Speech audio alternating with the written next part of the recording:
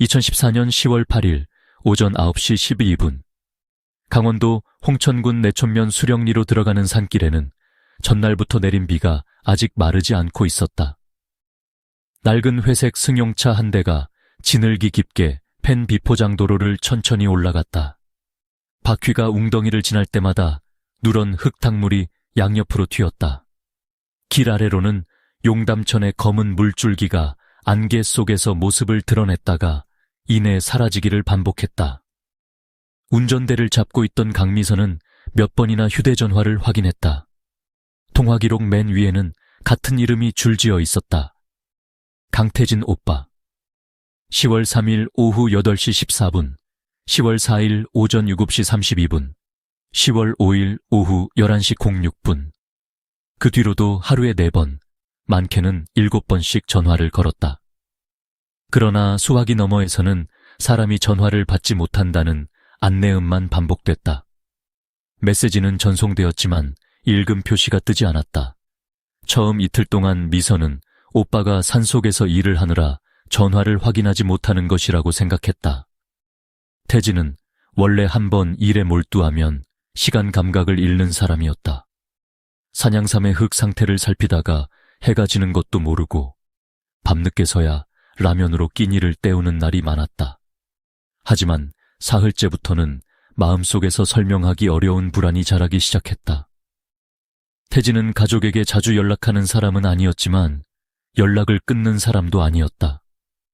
더구나 매달 첫째 주에는 충북 청주에 있는 어머니에게 생활비를 보냈다. 이번 달에는 돈이 들어오지 않았다. 어머니가 먼저 전화를 걸었고 태진의 휴대전화는 그때부터 이미 꺼져 있었다. 잠깐 바람이라도 쐬러 간 거겠지. 어머니는 그렇게 말했지만 목소리가 떨리고 있었다. 미선은 더 기다리지 않았다.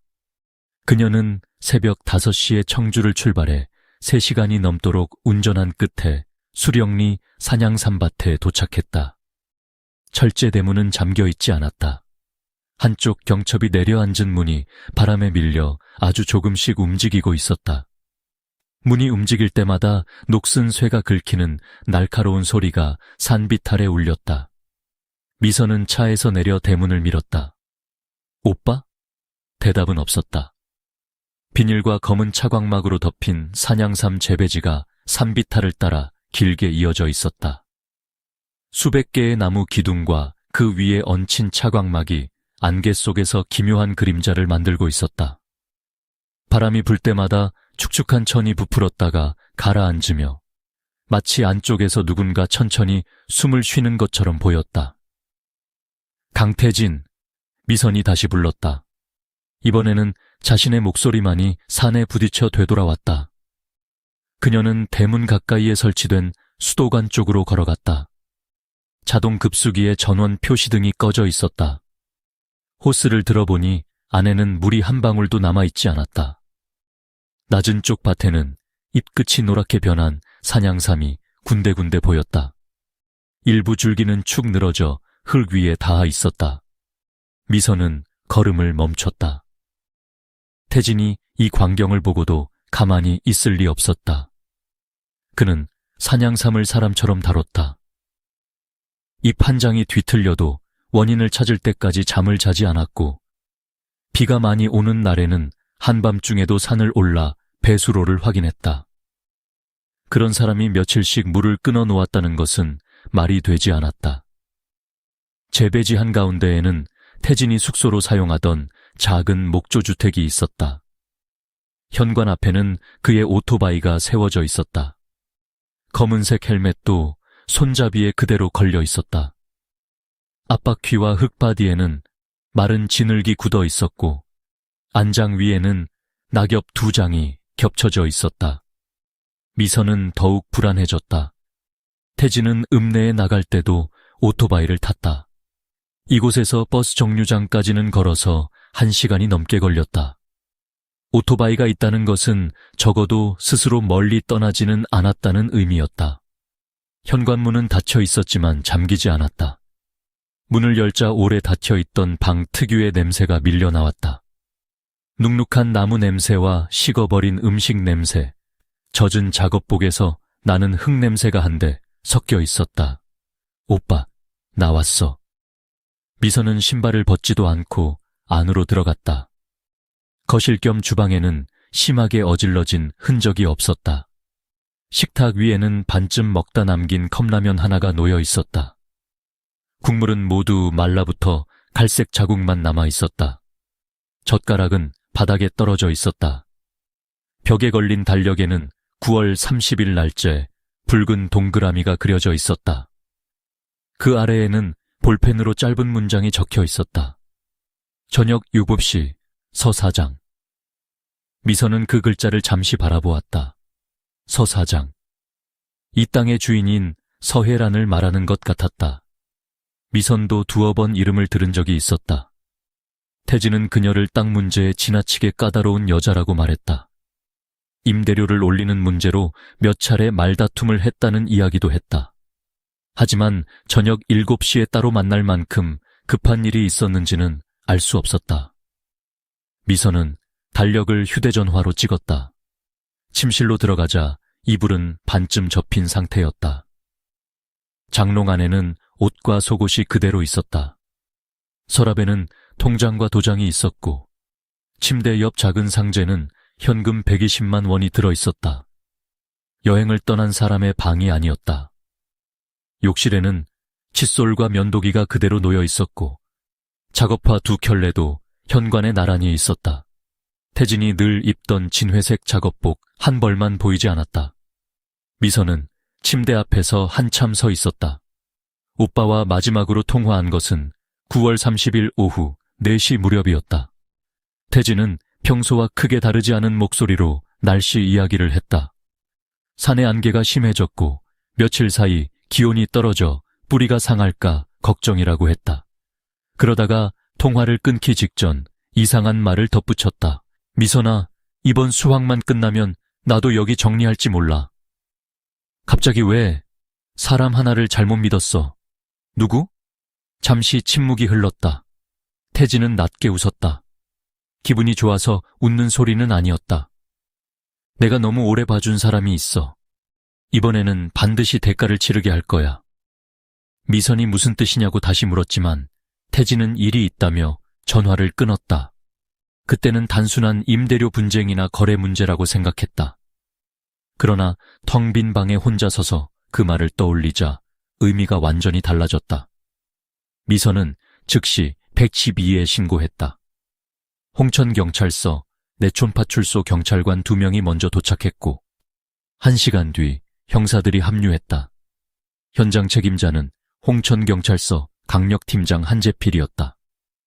48살의 한재필은 말수가 적고 얼굴에 감정이 잘 드러나지 않는 남자였다. 그는 미선의 설명을 끝까지 들은 뒤 곧바로 집안을 둘러보았다. 마지막 통화 날짜가 정확히 언제입니까? 9월 30일 오후 4시 조금 넘어서요. 그 뒤에는 전혀 연락이 없었고요. 네. 어머니에게도요. 한재필은 식탁의 컵라면과 벽의 달력을 확인했다. 서랍 속 현금과 통장도 사진으로 남겼다. 창문과 현관문에는 강제로 침입한 흔적이 없었다. 실내에 큰 싸움이 벌어진 흔적도 보이지 않았다. 그러나 방 안이 지나치게 정돈되어 있다는 것이 오히려 이상했다. 사람이 갑자기 사라졌는데 아무것도 흐트러지지 않았다. 누군가 일부러 평범한 방처럼 남겨놓은 것 같았다. 침대 옆 바닥을 살피던 한재필이 허리를 숙였다. 여기 좀 비춰보세요. 감식반 직원이 손전등을 켰다. 침대 아래쪽에서 작은 유리 조각들이 발견됐다. 투명한 유리컵이 깨진 흔적이었다. 대부분은 치워졌지만 아주 작은 파편 몇 개가 나무 바닥 틈에 박혀 있었다. 미선은 그것이 이상하다고 말했다. 오빠는 깨진 유리를 그냥 두는 사람이 아니에요. 산양산 뿌리 하나만 상해도 하루 종일 신경 쓰는 사람이에요. 한재필은 대답하지 않았다.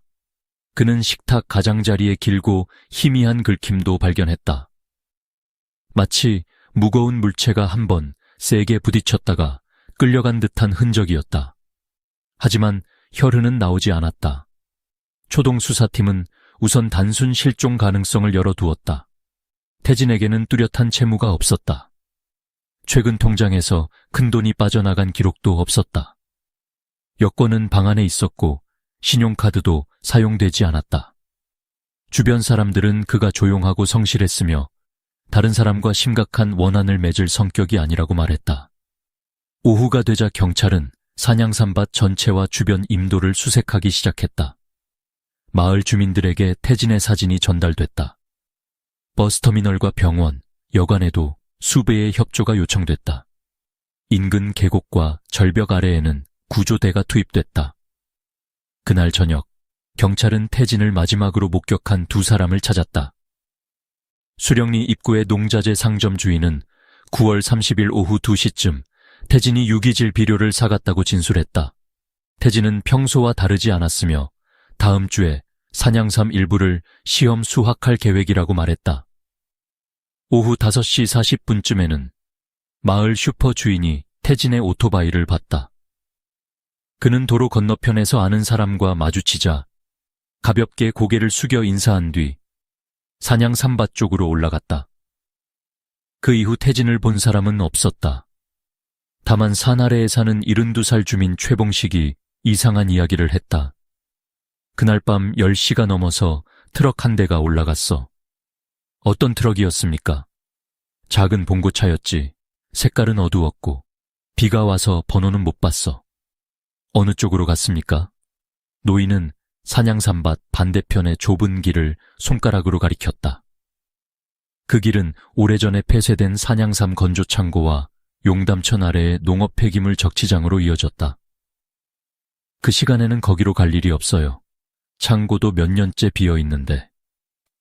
한재필은 노인이 가리킨 방향을 오랫동안 바라보았다. 해가 산등성이 너머로 사라지면서 안개가 다시 내려오고 있었다. 검은 차광막들이 바람에 흔들렸고 빗물이 고인 흙길 위로 희미한 물결이 생겼다. 수색은 그날 밤까지 계속됐지만 특별한 흔적은 발견되지 않았다.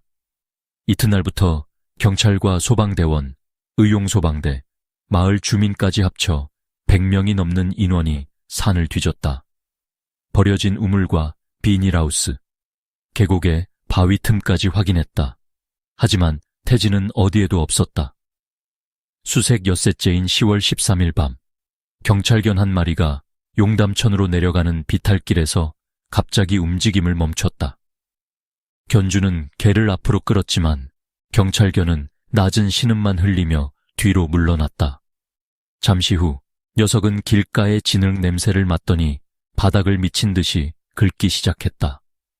그곳에는 오래된 타이어 자국 2줄이 남아 있었다. 자국은 폐건조 창고 쪽에서 내려와 농업 폐기물 적치장 방향으로 이어지고 있었다. 한재필이 손전등으로 길 아래를 비추었다. 검은 비닐봉지와 찢어진 비료 포대, 썩은 나뭇가지들이 움푹 팬 땅을 덮고 있었다. 그 사이로 빗물이 고요탁한 거품을 만들고 있었다. 경찰견은 더 이상 앞으로 가지 않았다. 대신 땅속에 묻힌 무언가를 향해 이빨을 드러내며 낮게 으르렁거렸다. 그리고 그 순간 산 아래에서 불어온 바람이 쓰레기 더미를 스쳐 지나갔다. 한재필은 코를 찌르는 냄새를 맡았다. 그것은 썩은 산양삼 냄새도 죽은 짐승의 냄새도 아니었다. 그는 말없이 무정의를 들어 올렸다. 현위치 전면 통제해. 감식반과 굴착 장비 요청하고. 잠시 침묵한 뒤 그가 낮게 덧붙였다. 아무도 손대지 마라. 여기 아래에 사람이 있을 수도 있다. 2014년 10월 14일 오전 6시 35분. 해가 뜨기 전에 용담천은 검은 천처럼 산 아래를 흐르고 있었다. 밤새 내리던 가랑비는 멈췄지만 축축한 안개가 계곡과 비탈길 사이에 낮게 깔려 있었다. 경찰이 설치한 이동식 조명 2대가 농업 폐기물 적치장을 창백하게 비추었다. 노란 통제선 안쪽에는 찢어진 비료 포대와 검은 비닐, 썩은 목재, 폐농약통이 뒤엉켜 있었다. 그 가운데 움푹 꺼진 지점만이 다른 곳보다 유난히 검었다. 빗물이 고인 흙 위로 기름막 같은 무지갯빛이 떠 있었고 바람이 불 때마다 설명하기 힘든 악취가 솟아올랐다. 한재필은 통제선 바로 앞에 서 있었다. 밤새 한숨도 자지 못한 그의 눈은 붉게 충혈되어 있었다. 오른손에는 종이컵에 담긴 식은 커피가 들려 있었지만 그는 입에 대지 않았다. 감식반장 오성민이 흰색 방호복을 입은 채 다가왔다. 굴착은 손으로 시작하겠습니다. 기계 쓰면 증거 훼손될 수 있습니다. 한재필이 고개를 끄덕였다. 위에서부터 층별로 찍어. 포대 하나, 나뭇가지 하나도 버리지 말고. 사람이라고 보십니까? 한재필은 대답하지 않았다. 이미 냄새가 말해주고 있었다. 경찰관 2명이 갈고리와 삽을 이용해 맨 위에 나뭇가지부터 걷어냈다. 가지들은 자연스럽게 쌓인 것이 아니었다. 길이가 비슷한 것끼리 겹쳐져 있었고 그 위를 낡은 차광막과 비료 포대로 여러 번 덮어 놓았다. 누군가 아래에 있는 것을 감추기 위해 의도적으로 층을 만든 흔적이었다. 차광막을 걷어 내작 그 아래에서 붉은 흙이 드러났다. 흙은 주변보다 훨씬 부드러웠다. 삽을 조금만 밀어 넣어도 깊숙이 들어갔다.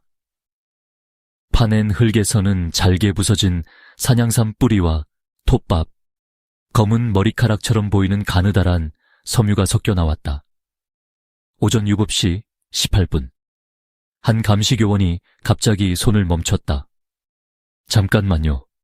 모두의 시선이 한 곳으로 모였다. 흙 사이로 회색 천 조각이 보였다. 작업복의 소매처럼 보였지만 그 아래에는 검게 변색된 손가락 몇 개가 붙어 있었다. 주변이 순식간에 조용해졌다. 누군가 짧게 숨을 삼켰다. 오성민이 몸을 낮춰 붓으로 흙을 털어냈다. 손은 손바닥을 안쪽으로 향한 채 몸통 아래에 반쯤 눌려 있었다. 손목 주변에는 검은 줄이 깊게 패여 있었고 피부에 거친 섬유 조각이 달라붙어 있었다. 결박 흔적입니다. 한재필은 무정의를 들었다. 실종자 가족에게 연락해. 아직 현장으로 오게 하진 말고 대기시키라고 해. 조심스러운 발굴이 계속됐다. 시신은 검은 차광막으로 2번 감싸져 있었다.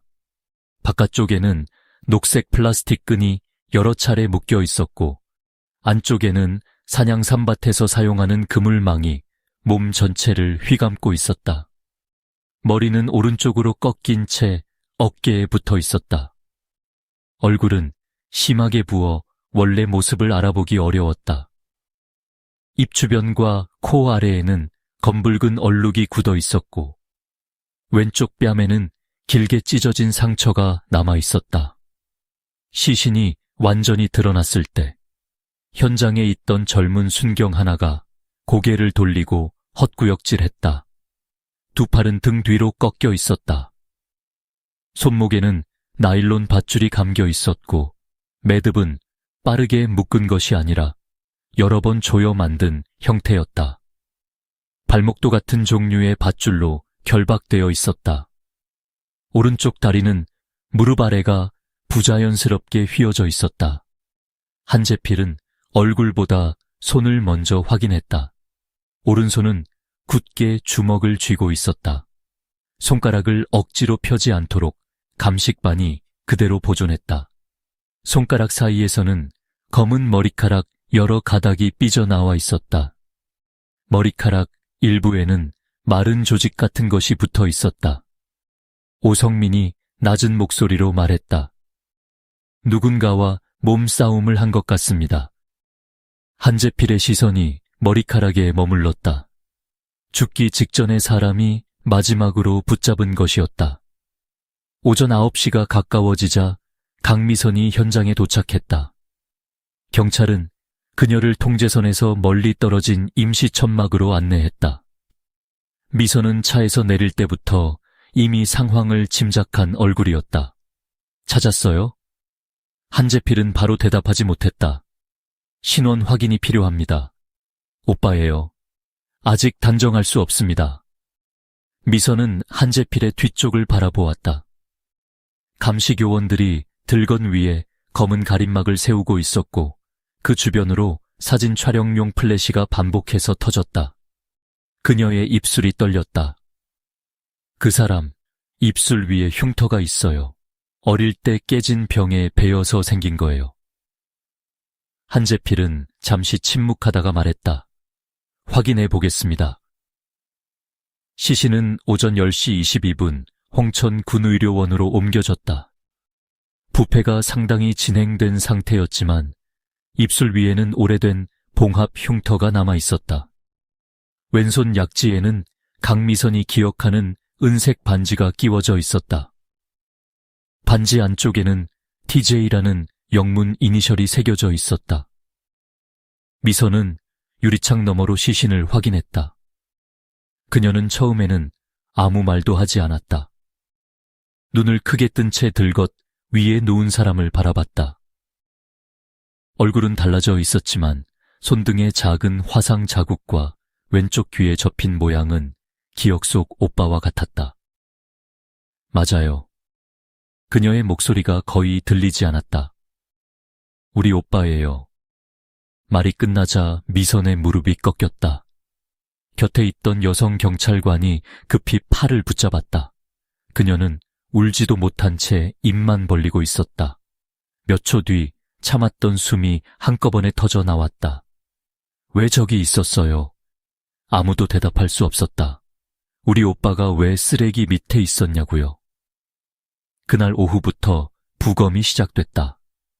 법의관 윤명식은 시신의 상태를 확인한 뒤 범행이 단순한 우발적 살인이 아닐 가능성이 높다고 판단했다. 머리와 얼굴에는 둔기에 의한 손상이 집중되어 있었다. 코뼈가 부러져 있었고 왼쪽 광대뼈에도 금이가 있었다. 두피에서는 서로 다른 방향으로 난 상처가 발견됐다. 한두 번의 충격이 아니라 같은 부위를 반복적으로 가격한 흔적이었다. 두 손의 상태는 더욱 처참했다. 손가락 여러 개가 부러져 있었고 일부 손톱 아래에는 피가 고여 있었다. 오른손 검지와 중지에는 방어 과정에서 생긴 것으로 보이는 깊은 상처가 있었다. 법의관은 단순한 구타만으로 설명하기 어렵다고 보았다. 누군가 피해자의 손을 의도적으로 공격했을 가능성이 있었다. 가슴과 복부에서는 여러 개의 자상이 발견됐다. 그중 두 곳은 깊이가 길었고 방향이 일정하지 않았다. 피해자가 움직이는 상태에서 공격이 이루어졌거나 가해자가 감정적으로 흉기를 휘둘렀을 가능성을 보여주었다. 그러나 치명상은 그것만이 아니었다. 목 주변에는 폭 2cm가량의 검붉은 압박 흔적이 남아 있었다. 뒷목과 턱 아래에도 같은 높이의 자국이 이어졌다. 부검 결과 설골 주변 조직과 목 안쪽 근육에서 출혈이 확인됐다. 피해자는 밧줄이나 유사한 끈에 의해 강하게 목이 졸린 상태였다. 자상만으로 바로 사망한 건 아닙니다. 윤명식이 부검실 밖에서 한재필에게 말했다. 얼마나 버틴 겁니까? 정확한 시간은 말하기 어렵습니다. 하지만 처음 공격받은 직후에 죽지는 않았습니다. 법의관은 기록지를 넘겼다. 머리와 손에 먼저 충격을 받았고 그 뒤 흉기에 찔린 것으로 보입니다. 마지막 단계에서 목이 졸렸을 가능성이 큽니다. 의식이 있었습니까? 일부 상처는 생존 반응이 분명합니다. 한재필의 표정이 굳었다. 피해자는 한 번의 공격으로 죽은 것이 아니었다. 맞고 결박되고 찔린 뒤에도 살아있었다. 그리고 마지막에는 누군가가 숨이 완전히 끊어질 때까지 줄을 놓지 않았다. 윤명식이 말을 이었다. 폐 내부에서도 특이한 소견이 나왔습니다. 미세한 톱밥과 분진이 들어가 있습니다. 톱밥이요? 네. 호흡이 남아있는 상태에서 목재 가루가 많은 장소에 있었을 수 있습니다. 적치장에서 들어간 것만으로 보기에는 양이 많습니다. 이는 시신이 발견된 장소가 살해 현장이 아니라는 의미였다. 피해자는 다른 곳에서 공격당한 뒤 이곳으로 옮겨졌다. 감식 결과도 같은 방향을 가리켰다.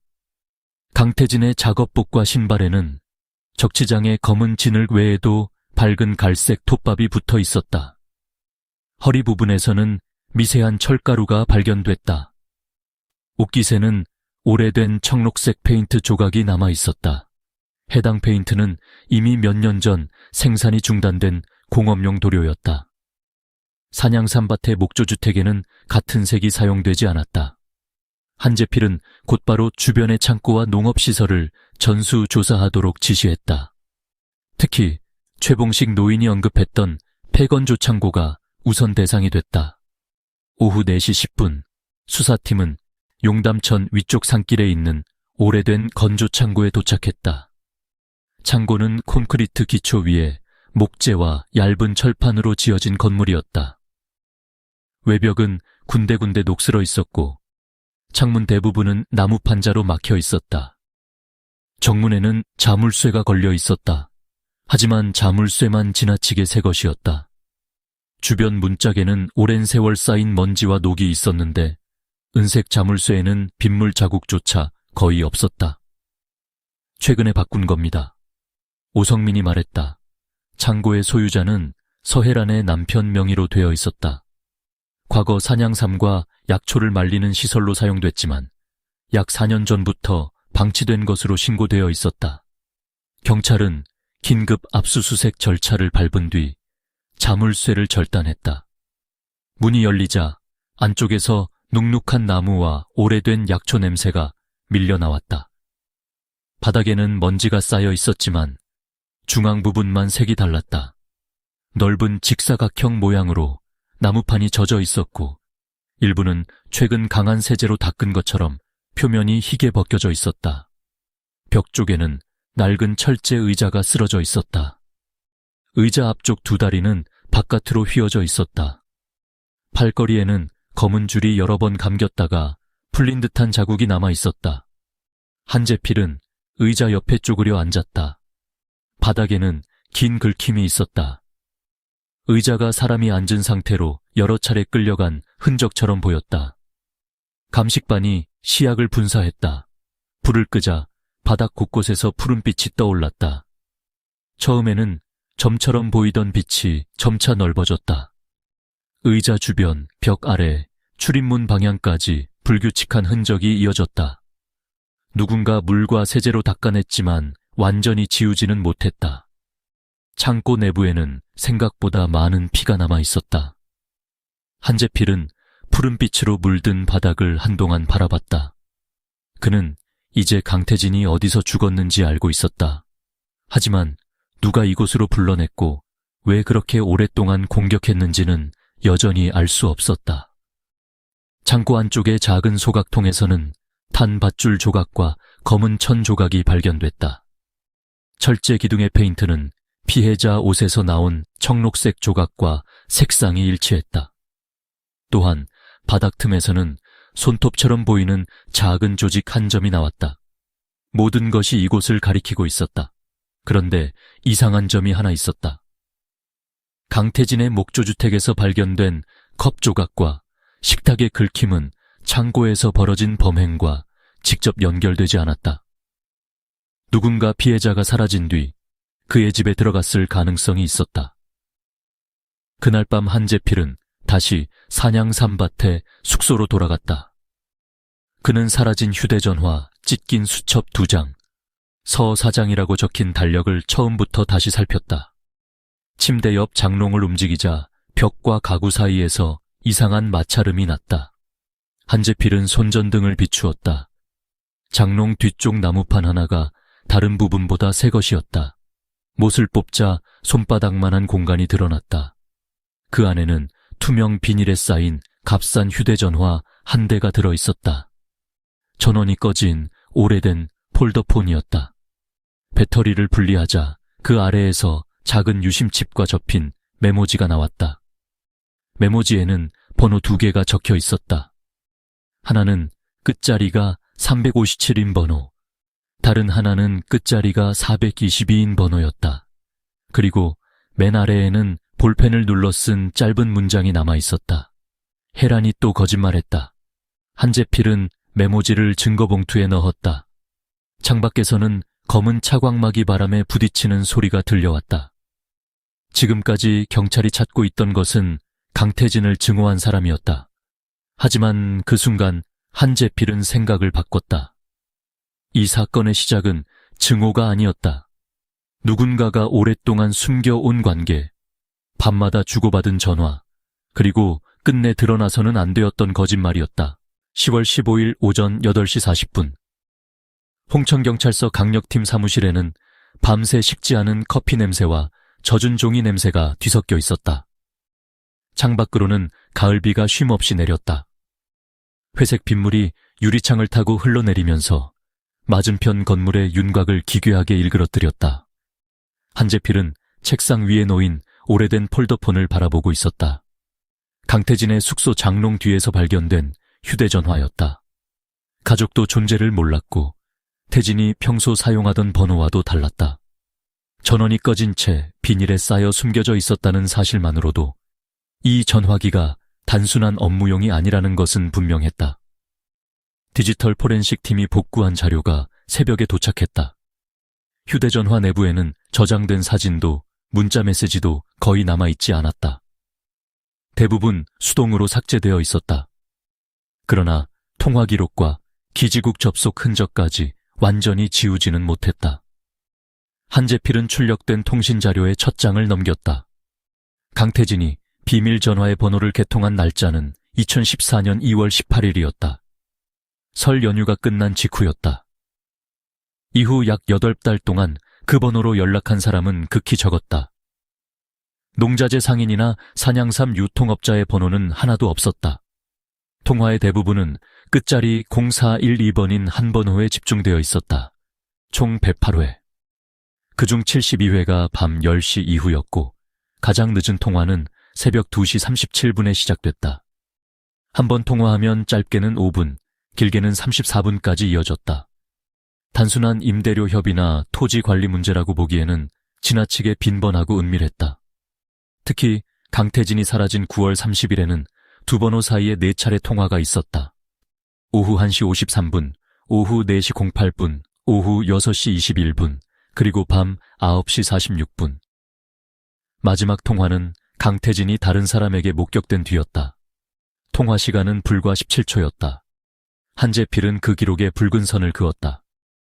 명의자는 나왔습니까? 맞은편에 앉은 형사 박경수가 고개를 저었다. 선불폰입니다. 외국인 등록증 사본으로 개통됐는데 위조된 것 같습니다. 대신 기지국 위치는 잡혔습니다. 어디야? 수령리하고 내촌면 일대입니다. 그리고 이상하게도 서혜란 씨 자택 근처에서 가장 많이 접속됐습니다. 한재필은 말없이 다음 장을 넘겼다. 서혜란. 강태진이 빌린 산양 삼밭의 토지 주의자, 피가 발견된 폐건조 창고의 실질적인 관리인이었다. 창고 명의는 남편 앞으로 되어 있었지만 마을 주민들은 몇 년 전까지도 혜란이 열쇠를 가지고 드나들었다고 진술했다. 그녀는 전날 현장 확인 과정에서 경찰에 연락을 받았다. 그 창고는 오래전부터 쓰지 않았어요. 전화기 너머로 들려온 목소리는 지나치게 침착했다. 경찰이 아직 창고 내부에서 무엇을 발견했는지 설명하기도 전이었다. 한재필은 오전 10시 서혜란에게 경찰서 출석을 요구했다. 서혜란은 약속된 시간보다 12분 일찍 도착했다. 짙은 남색 코트에 검은 바지를 입고 있었고 머리는 흐트러짐 없이 뒤로 묶여 있었다. 화장은 옅었지만 얼굴에는 피곤한 기색이 없었다. 남편이 동행하겠다고 했으나 그녀가 먼저 거절했다고 했다. 괜한 오해를 만들고 싶지 않아서 혼자 왔습니다. 조사실에 들어온 그녀는 의자를 당겨 앉은 뒤 가방을 무릎 위에 올렸다. 손가락에는 결혼 반지가 끼워져 있었다. 손톱은 짧고 깨끗하게 정리되어 있었다. 한재필은 그녀 맞은편에 앉았다. 강태진 씨와 마지막으로 통화한 게 언제입니까? 정확히 기억나지 않아요. 실종되기 며칠 전쯤이었을 거예요. 9월 30일에는 통화하지 않았습니까? 서혜란의 눈꺼풀이 아주 미세하게 떨렸다. 임대료 때문에 전화를 했을 수도 있습니다. 몇 시쯤이었습니까? 그런 것까지는 기억이 안 나요. 그날 저녁 7시에 만나기로 했습니까? 한재필이 달력 사진을 테이블 위에 놓았다. 붉은 동그라미가 쳐진 9월 30일 아래에 저녁 7시. 서 사장이라고 적혀 있었다. 서해라는 사진을 내려다봤다. 아마 토지 계약 문제였을 겁니다. 어디서 만나기로 했습니까? 기억나지 않습니다. 폐건조 창고였습니까? 그 순간 서해란의 시선이 사진에서 떨어졌다. 그녀는 한재필을 바라보다가 천천히 말했다. 그곳은 몇 년째 잠겨 있었어요. 한재필은 아무 말도 하지 않았다. 서해란도 곧 자신의 실수를 알아차린 듯 입술을 다물었다. 경찰은 아직 그녀에게 건조 창고가 조사 대상이라는 사실을 말하지 않았다. 창고가 잠겨 있었다는 걸 어떻게 아셨습니까? 그 땅이 우리 가족 소유니까요. 최근에 자물쇠를 바꿨습니까? 아니요. 열쇠는 누가 가지고 있습니까? 예전 열쇠가 집 어딘가에 있을 겁니다. 지금은 저도 몰라요. 한재필은 조사실 구석의 카메라를 잠시 바라봤다. 서해란의 말은 부드러웠지만 대답 하나하나가 지나치게 준비되어 있었다. 그는 선불폰 번호가 적힌 종이를 앞으로 밀었다. 이 번호를 아십니까? 서해란은 번호를 한 번 훑어본 뒤 고개를 저었다. 처음 봅니다. 강태진 씨는 이 번호와 108차례 통화했습니다. 저와 무슨 상관이죠? 이 번호가 가장 자주 사용된 장소가 서해란 씨 집 주변입니다. 마을이 작으니까 기지국이 겹칠 수 있잖아요. 서해란 씨가 직접 사용한 전화 아닙니까? 아닙니다. 대답은 빨랐다. 한재필은 서두르지 않았다. 그는 전화번호의 기지국 접속 시간과 서해란의 카드 사용 기록, 차량 이동 기록을 겹쳐놓은 표를 꺼냈다. 그녀가 춘천의 백화점에서 결제한 날에는 그 번호도 춘천 시내 기지국에 접속했다. 남편과 속초의 호텔에 묵었던 날에는 번호 역시 속초에 있었다. 반대로 남편이 혼자 부산으로 출장 간 기간에는 대부분 서해란의 자택과 산양삼밭 주변에서 신호가 잡혔다. 단순한 우연으로 설명하기 어려웠다.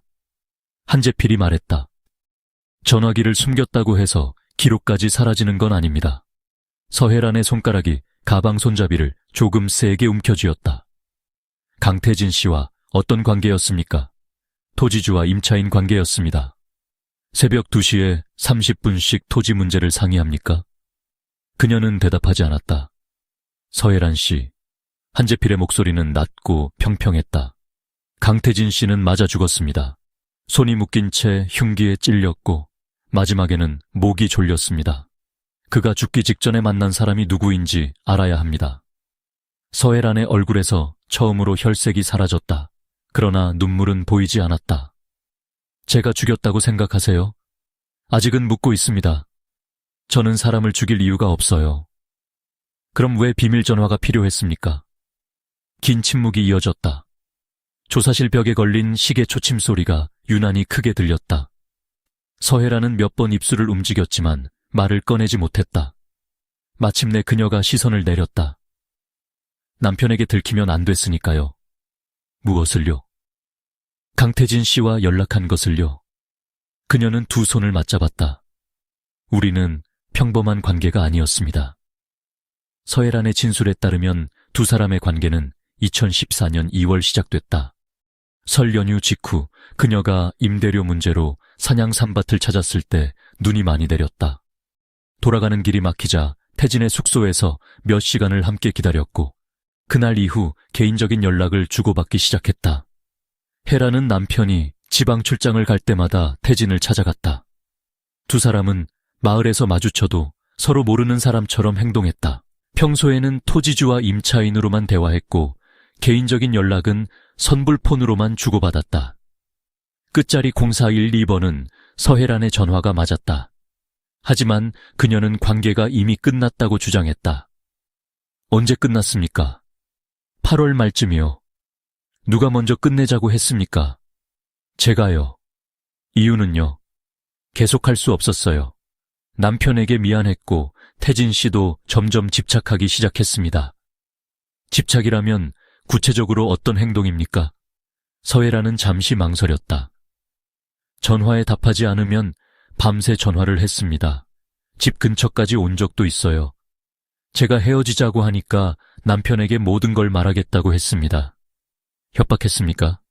네. 증거가 있습니까? 문자는 지웠습니다. 태진 씨 휴대전화에도 없었습니다. 그 사람이 지웠을 수도 있죠. 모든 불리한 기록은 사라졌고 모든 주장은 죽은 사람의 행동으로 돌려졌다. 한재필은 계속 질문했다. 9월 30일에 만났습니까? 아니요. 그날 4차례 통화했습니다. 헤어지자고 다시 말하려고 전화했을 겁니다. 밤 9시 46분에 17초 동안 통화한 이유는요? 기억나지 않습니다. 그 시간에 어디 있었습니까? 집에 있었습니다. 누가 확인해 줄 수 있습니까? 서혜란의 남편은 부산 출장이었다. 집에는 가사 도우미도 없었다. 마당의 방범 카메라는 9월 28일부터 고장난 상태였다. 완벽하게 비어있는 시간이었다. 조사는 5시간 넘게 이어졌다. 서혜란은 불륜 사실을 인정했지만 살인과의 관련성은 끝까지 부인했다. 태진이 자신에게 집착했고 비밀을 이용해 괴롭혔다고 반복해서 주장했다. 그녀는 폐건조 창고에도 최근 간 적이 없다고 말했다. 그러나 경찰은 이미 창고에서 발견된 혈흔의 일부가 강태진의 DNA와 일치한다는 예비 결과를 받아둔 상태였다. 문제는 서혜란을 범행 현장에 연결할 직접적인 흔적이 아직 없다는 것이었다. 경찰은 그녀의 동의를 받아 머리카락과 구강 상피세포를 채취했다. 목적은 강태진의 손에서 발견된 머리카락과 비교하는 것이었다. 결과가 나오는데 이틀이 걸렸다. 10월 17일 오후 국립과학수사연구원에서 긴급 회신이 도착했다. 한재필은 보고서를 천천히 읽었다. 피해자의 오른손에서 나온 머리카락은 짧고 굵었다. 목은 조직에서 남성의 DNA가 검출됐다. 서혜란의 유전자와는 일치하지 않았다. 머리카락의 주인은 서혜란이 아니었다. 박경수가 보고서를 내려놓으며 말했다. 그럼 서혜란은 아닌 겁니까? 한재필은 고개를 저었다. 머리카락이 다르다는 것뿐이야. 창고가 그 여자 가족 소유라는 사실도 마지막 날 통화한 사실도 바뀌지 않아. 그래도 직접 공격한 사람은 남자일 가능성이 높습니다. 한재필은 벽에 붙여둔 사건 관계도를 바라봤다. 강태진의 사진, 서혜란의 사진, 폐건조 창고, 농업 폐기물 적치장, 두 사람 사이에는 108이라는 숫자가 적혀 있었다. 이제 그 사이에 새로운 사람이 들어와야 했다. 서혜란 통화 내역을 전부 다시 봐. 비밀폰 말입니까? 개인 전화, 집 전화, 남편 명의 전화까지 전부. 특히 9월 30일. 그날 밤 수사팀은 서혜란의 최근 석 달간 통신 기록을 처음부터 분석했다. 강태진이 사라진 날, 그녀는 비밀 전화로 태진과 4번 통화했다. 그러나 그것이 전부가 아니었다. 오전 10시부터 자정까지 서혜란은 또 다른 번호에 17차례 전화를 걸었다. 끝자리 0922번. 통화는 짧게 끊겼다가 다시 이어지기를 반복했다. 오후 6시 이후에는 특히 빈도가 높아졌다. 오후 6시 32분, 오후 7시 05분, 오후 7시 48분, 오후 8시 11분, 밤 10시 26분. 마지막 통화는 강태진의 휴대전화가 완전히 꺼진 뒤 발생했다. 명의자는 임도현, 29살. 홍천 출신으로 일정한 직업이 없었고 도박과 폭행 전력이 있었다. 약 2달 전까지 강태진의 산양 산밭에서 일용직으로 일했다. 박경수가 마을 주민 진술서를 찾아냈다. 이 사람 태진 씨하고 싸우고 잘렸습니다. 언제? 8월 말입니다. 창고 앞에서 큰 소리가 났다는 목격자가 있습니다. 태진 씨가 도연의 얼굴을 때렸고 다시는 밭에 나타나지 말라고 했답니다. 싸운 이유는? 아무도 모릅니다. 두 사람 모두 말을 안 했답니다. 한재필은 임도현의 주민등록 사진을 바라봤다. 짧은 검은 머리, 넓은 어깨, 굳게 담은 입술. 사진 속 남자의 오른쪽 눈썹 위에는 희미한 흉터가 있었다. 피해자의 손에서 발견된 머리카락은 짧은 남성의 것이었다. 임도현은 강태진에게 원한이 있었다. 그리고 살인이 벌어진 날 서혜란과 일출차례 통화했다. 이튿날 오전 7시 수사관들이 임도현의 원룸에 도착했다. 문은 잠겨 있었다. 집주인은 도현을 이틀 동안 보지 못했다고 말했다. 전날 새벽 작은 가방 하나를 들고 급하게 나가는 모습이 마지막이었다. 경찰이 문을 열고 들어가자 방 안은 난잡하게 어질러져 있었다. 싱크대에는 먹다 남은 음식이 썩고 있었고 바닥에는 경마건과 대부업체 독촉장이 흩어져 있었다. 옷장은 거의 비어 있었다. 침대 위에는 오래된 회색 작업복 한 벌이 놓여 있었다. 소매에는 갈색 얼룩이 묻어 있었다. 바지 밑단에서는 용담천 적치장과 유사한 붉은 흙이 떨어졌다. 세면대에는 직접 머리를 자른 흔적이 남아 있었다. 검고 짧은 머리카락이 배수구 주변에 뭉쳐 있었다. 박경수가 욕설을 내뱉으며 휴대전화를 꺼냈다. 도망갔습니다. 한재필은 말없이 방을 둘러보다가 쓰레기통 옆에서 구겨진 종이 한 장을 발견했다. 속초행 시외버스 승차권이었다. 출발 시간은 그날 오전 6시 50분. 형사들이 원룸에 도착하기 불과 10분 전이었다. 한재필은 즉시 무정의를 들었다. 홍천터미널 CCTV 확보하고 속초경찰서에 공조 요청해. 항구, 여객터미널, 숙박업소 전부 확인한다. 혐의는 어떻게 전달합니까? 한재필은 바닥에 떨어진 머리카락을 내려다봤다.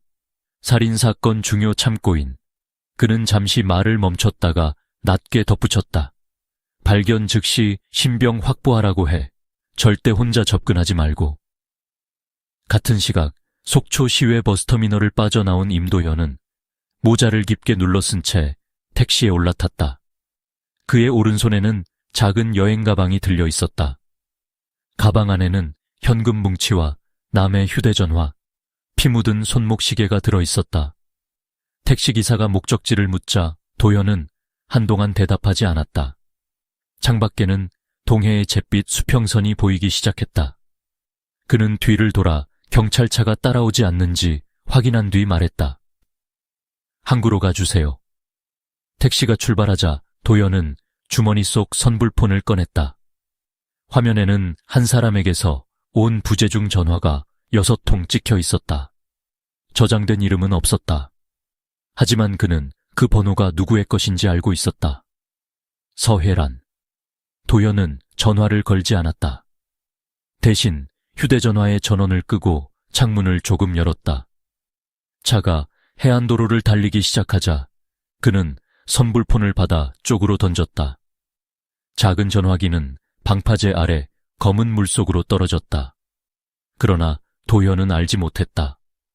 전화기가 사라지기 직전 마지막으로 접속한 기지국 위치가 이미 경찰 서버에 남아있다는 사실을, 그리고 강태진이 죽는 순간 움켜쥔 머리카락이 수령리의 안개보다 훨씬 집요하게 자신을 따라오고 있다는 사실을 2014년 10월 18일 오전 9시 26분 속초항 위로 짙은 안개가 내려앉아 있었다. 밤새 불어온 동풍 때문에 바다는 잿빛으로 뒤집혀 있었고 방파제를 때리는 파도 소리가 항구 전체를 울렸다. 부두에 정박한 어선들은 거친 물결에 부딪힐 때마다 녹슨 쇠줄을 팽팽하게 당겼다. 속초경찰서 강력팀과 홍천에서 급파된 형사들은 항구 주변을 세 구역으로 나누어 수색하고 있었다. 임도현이 마지막으로 접속한 휴대전화 기지국은 동명항과 속초항 사이였다. 시외버스터미널 CCTV에는 그가 검은 야구 모자와 회색 점퍼를 입고 택시에 오르는 모습이 찍혀 있었다. 택시기사는 도현을 동명항 근처에 내려주었다고 진술했다. 그 이후의 행적은 사라졌다. 한재필은 항구 입구에 세워진 순찰차 옆에서 CCTV 영상을 반복해 확인했다. 화면 속 도현은 택시에서 내리기 전 여러 번 뒤를 돌아봤다. 오른손에는 검은색 여행 가방이 들려 있었고 왼손은 코트 주머니 안에 들어가 있었다. 버스터미널에서 나올 때와 달리 모자를 깊게 눌러 쓴 상태였다. 도망치는 사람의 움직임이었다. 박경수가 근처 숙박업소 명단을 들고 달려왔다. 팀장님, 동명항 뒤쪽 여인숙에서 비슷한 사람이 확인됐습니다. 언제 들어왔어? 오늘 새벽 1시 20분쯤입니다. 현금으로 이틀치 반값을 냈답니다. 신분증은 안 보여줬고요. 혼자냐? 주인은 혼자라고 했습니다. 한재필은 곧바로 무정의를 들었다. 전원 방탄조끼 착용, 후문까지 막아. 대상자가 폭력 전력 있고 흉기 소지 가능성 있다. 낡은 여인숙은 항구에서 두 골목 떨어진 곳에 있었다. 1970년대에 지어진 듯한 3층 건물로 외벽의 타일은 군데군데 떨어져 나가 있었다. 창문에는 누렇게 변한 커튼이 걸려 있었고 출입문 위의 붉은 간판은 일부 글자가 꺼진 채 깜빡이고 있었다. 주인은 도연이 3색 2회에 있다고 말했다. 새벽에 들어와서는 아무도 들이지 말라고 했어요. 아침 일찍 배 나가는 시간을 물어보더라고. 어느 배 말입니까? 오징어잡이 배인지 러시아 쪽으로 가는 화물선인지 계속 물었어요. 외국으로 나갈 수 있느냐고도 했고. 한재필은 계단을 올라갔다. 복도는 좁고 어두웠다. 오래된 장판 아래에서 나무판이 삐걱거렸다. 3세곡 미호 앞에 도착한 형사들이 양쪽 벽으로 나뉘어 섰다. 한재필이 문을 두드렸다. 임도현 씨, 경찰입니다. 문 여십시오. 안에서는 아무런 대답이 없었다. 하지만 문 아래 틈으로 희미한 그림자가 움직였다. 임도현 씨, 안에 있는 거 압니다. 잠시 뒤 창문이 열리는 소리가 들렸다. 후문조, 한재필의 외침과 동시에 방 안에서 둔탁한 충격음이 났다. 도연이 창문을 통해 빠져나가려는 것이었다. 형사들이 문을 강제로 열었다. 방 안은 담배 연기로 가득했다. 식탁 위에는 소주병 3개와 먹다 남긴 컵라면이 놓여 있었다. 열린 창문 밖으로 임도현의 다리가 보였다. 그는 배수관을 붙잡고 아래층 차양으로 내려가려 하고 있었다. 움직이지 마. 도연은 뒤를 돌아보더니 손을 놓았다. 몸이 2층 차양 위로 떨어졌다. 낡은 플라스틱 지붕이 크게 휘었지만 부서지지는 않았다. 그는 몸을 굴려 균형을 잡은 뒤 옆 건물 옥상으로 뛰어갔다. 후문을 지키던 경찰관들이 골목으로 달려나왔다. 도연은 옥상 난간을 넘어 좁은 계단으로 내려갔다. 항구 쪽으로 달아나는 그의 모습이 안개 사이로 잠깐씩 보였다. 손에는 더 이상 여행 가방이 없었다. 박경수와 두 형사가 뒤를 쫓았다. 수산시장 골목은 아침 장사를 준비하는 상인들과 얼음 상자, 생선 운반차로 복잡했다. 도현은 사람들을 밀치며 달렸다. 젖은 바닥에서 한 차례 미끄러졌지만 곧바로 일어나 방파제 방향으로 방향을 틀었다. 비켜요, 경찰입니다. 도현은 부두 끝에 정박한 어선 한 척으로 뛰어올랐다. 갑판 위에는 선원 2명이 그물을 정리하고 있었다. 도연은 그중 한 명을 밀쳐내고 조타실 쪽으로 달려갔다. 그러나 배는 출항 준비조차 하지 않은 상태였다. 도망갈 곳이 없다는 것을 깨달은 그는 갑판 아래에서 짧은 작업용 칼을 집어들었다. 오지마. 형사들이 배를 둘러쌌다. 도연은 칼을 허공에 휘두르며 뒤로 물러났다. 그의 얼굴은 창백했고 눈은 충혈되어 있었다. 모자가 벗겨지면서 머리 오른쪽이 드러났다. 귀 위쪽 머리카락이 불규칙하게 잘려 있었다. 그 가운데 동전보다 큰 부분은 두피가 붉게 드러나 있었다. 막 자라기 시작한 짧은 털 사이로 오래되지 않은 상처가 길게 이어져 있었다. 한재필은 그의 머리를 바라봤다. 강태진의 손에서 발견된 머리카락에는 모근과 피부 조직이 붙어 있었다. 도연아, 한재필이 천천히 말했다. 그 칼 내려놔. 난 아무것도 안 했어. 아무것도 안 했는데 왜 도망쳤지? 강태진이 먼저 나를 죽이려고 했어. 도연이 처음으로 피해자의 이름을 입에 올렸다. 경찰은 아직 그에게 사건의 구체적인 내용을 설명하지 않았다. 한재필은 한 걸음 앞으로 나갔다. 우리가 무슨 사건 때문에 왔는지 말한 적 없다. 도연의 표정이 굳었다. 당신 머리의 상처도 곧 확인할 거다. 태진 씨 손에는 누군가의 머리카락이 남아 있었다. 도연은 무의식적으로 오른쪽 머리를 만졌다. 그 순간 박경수가 옆쪽에서 달려들었다. 다른 형사들이 그의 팔을 붙잡았고 작업용 칼이 갑판 위로 떨어졌다. 도연은 바닥에 엎드린 채 필사적으로 몸을 비틀었다. 놔, 내가 죽인 거 아니야. 수갑이 채워진 뒤에도 그는 같은 말을 반복했다. 난 죽이지 않았어. 그 여자가 시킨 거야. 한재필은 그 말을 듣고도 아무 반응을 보이지 않았다. 어느 여자? 도연은 입을 다물었다. 그는 자신이 너무 많은 말을 했다는 사실을 뒤늦게 깨달은 얼굴이었다. 여인숙 3곡 2회에서는 도연이 두고 간 여행 가방이 발견됐다. 가방 안에는 현금 4,200만 원이 고무줄로 묶여 있었다. 대부분 새 지폐였지만 일부는 강태진이 거래하던 약초상에서 지급받은 돈과 일련 번호가 이어졌다. 검은 천에 쌓인 남성용 손목시계도 나왔다. 강미선은 그것이 오빠의 것이라고 확인했다. 태진이 이혼 후 자신에게 선물한 시계를 다시 돌려받아 10년 가까이 차고 다녔다고 했다. 여행 가방 안쪽 주머니에서는 폴더폰 하나가 더 발견됐다. 배터리는 분리되어 있었고 유심칩은 없었다. 하지만 기기 고유 번호를 대조한 결과 강태진이 가족과 연락할 때 사용하던 주 휴대전화와 일치했다. 또 다른 비닐봉지 안에는 백원조 창고의 자물쇠에 열쇠와 피가 묻은 회색 장갑 한 쌍이 들어있었다. 도현은 증거가 자신의 물건이 아니라고 주장했다. 누가 가방에 넣어둔 겁니다. 누가? 모릅니다. 강태진 씨 휴대전화가 왜 내 가방에서 나왔지? 주웠습니다. 어디서? 기억 안 납니다. 조사는 속초경찰서에서 시작됐다. 도현은 처음 2시간 동안 같은 말만 반복했다.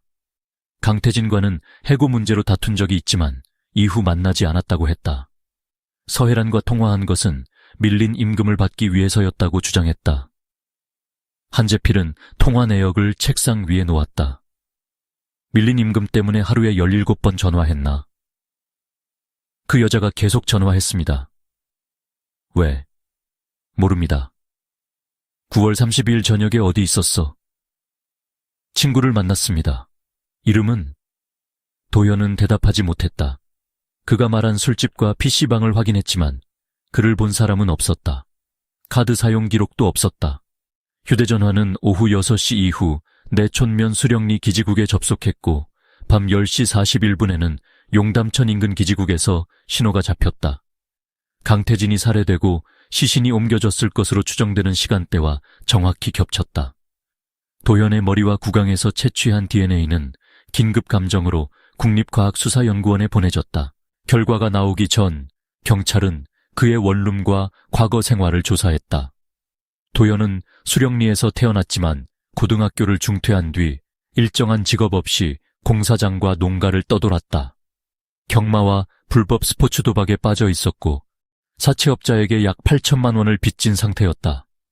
2014년 4월부터 강태진의 산양산밭에서 일하기 시작했다. 처음에는 성실했다. 무거운 비료 포대를 혼자 옮겼고 산길 운전에도 익숙했다. 태진은 그를 동생처럼 대하며 숙식비를 챙겨주었다. 그러나 8월 27일 두 사람은 백원조 창고 앞에서 크게 싸웠다. 인근 밭에서 일하던 주민은 태진이 도연의 얼굴을 주먹으로 때리며 소리치는 것을 들었다. 내 눈앞에 다시 나타나면 죽여버린다. 도연 역시 피를 닦으며 욕설을 퍼부었다. 당신이 먼저 끝장날 거야. 경찰은 단순한 임금 문제로 보기 어려웠다. 당시 서혜란도 창고 근처에 있었다는 목격자가 나타났다. 70살의 주민 이정복은 싸움이 벌어지기 약 20분 전 혜란의 흰색 승용차가 창고 뒤편에 세워져 있었다고 말했다. 서 사장 차가 확실합니까? 이 동네에 그런 차 타는 여자가 몇이나 된다고. 번호도 익숙했어. 차 안에 있었습니까? 아니, 창고에서 나왔지. 머리가 좀 흐트러져 있었고 서둘러 차를 탔어. 그 진술은 세 사람의 관계를 완전히 다르게 보게 했다. 경찰은 서혜란의 비밀 전화에서 삭제된 문자 메시지를 복원하기 시작했다. 10월 20일 새벽 일부 메시지가 되살아났다. 발신자는 끝자리 0922번 임도현이었다. 오늘도 그 인간 밭에 있어. 당신이 보고 싶다. 그 사람이 우리 사이를 알면 끝장이야. 다른 메시지는 서혜란이 보낸 것이었다. 태진이 눈치챈 것 같아. 당분간 전화하지 마. 내가 연락할 때까지만 기다려. 가장 결정적인 메시지는 8월 27일 밤에 전송되어 있었다. 오늘 당신 때문에 다 들켰어. 그날이 바로 강태진과 임도현이 싸운 날이었다. 서해라는 강태진과 불륜 관계를 맺고 있는 동시에 그의 밭에서 일하던 임도현과도 비밀리에 만나고 있었다. 강태진은 둘의 관계를 발견했다. 그는 도현을 해고했고 혜란에게 다시는 그 남자를 만나지 말라고 요구했다. 그렇지 않으면 모든 사실을 혜란의 남편과 마을 사람들에게 알리겠다고 경고했다. 사건은 임대료 분쟁이나 단순한 원한에서 시작된 것이 아니었다. 한 여자가 두 남자 사이를 오가며 만든 거짓말이 세 사람을 한 장소로 끌어들였다. 그리고 그 거짓말이 드러난 날부터 누군가는 강태진이 입을 열기 전에 영원히 침묵시킬 방법을 고민하기 시작했다. 10월 21일 오후 2시 07분 국립과학수사연구원의 DNA 감정 결과가 홍천경찰서에 도착했다. 한재필은 봉투를 열고 첫 페이지를 읽었다. 강태진의 오른손에서 발견된 목은 조직, 피해자의 손톱 아래에서 채취한 피부 조직, 폐건조 창고의 철제 의자에서 발견된 혈액과 체액 혼합물, 세 자료에서 동일한 남성 DNA가 검출됐다. 임도현과의 일치 확률은 99.99% 이상이었다. 박경수가 낮게 숨을 내쉬었다. 잡았습니다. 한재필은 보고서를 덮었다. 아직 아니야. DNA가 나왔지 않습니까? 도현이 현장에 있었다는 것만 증명해. 누가 계획했고 누가 마지막까지 했는지는 아직 몰라. 그날 저녁 임도현은 홍천경찰서 조사실로 이송됐다. 한재필은 아무 설명 없이 DNA 감정서를 그의 앞에 놓았다. 도현은 첫 줄을 읽은 뒤 시선을 피했다. 내 머리카락이 태진 씨 손에서 나왔어. 침묵. 손톱 밑에도 내 피부가 있었다. 도현의 호흡이 빨라졌다. 창고 의자에서도 내 DNA가 나왔고. 싸웠습니다. 마침내 도현이 입을 열었다. 그 사람이 먼저 덤볐어요. 손이 묶인 사람과 어떻게 싸웠지? 처음에는 안 묶여 있었습니다. 그럼 나중에는 누가 묶었어? 도현은 입술을 깨물었다. 한재필이 시신 사진을 한 장씩 테이블 위에 놓았다. 부러진 손가락, 밧줄 자국이 남은 손목, 흉기에 찔린 가슴, 검붉게 눌린 목. 우발적으로 싸운 사람이 이렇게 되지는 않아. 난 죽이려고 한 게 아닙니다. 그럼 누가 죽이려고 했지? 도현의 눈에 눈물이 맺혔다. 그는 손목에 채워진 수갑을 바라보며 고개를 흔들었다. 처음에는 그냥 겁만 주려고 했어요. 누가 그렇게 말했지? 그릿은 서해란이냐? 도현은 눈을 감았다. 몇 분 동안 조사실에는 그의 거친 숨소리만 들렸다. 이윽고 도현이 갈라진 목소리로 말했다. 그 여자가 약속했습니다. 무엇을? 태진이만 없어지면 산양삼을 팔아서 돈을 주겠다고 했어요. 빚도 갚아주고 같이 다른 데로 가자고 했습니다. 누가 계획했어? 서해란이요. 태진 씨를 창고로 부른 것도. 도현이 고개를 끄덕였다. 자기는 마지막으로 이야기하자고 했습니다. 땅 계약서를 새로 써주겠다고 속였어요. 누가 먼저 공격했지? 내가 뒤에서 잡았습니다.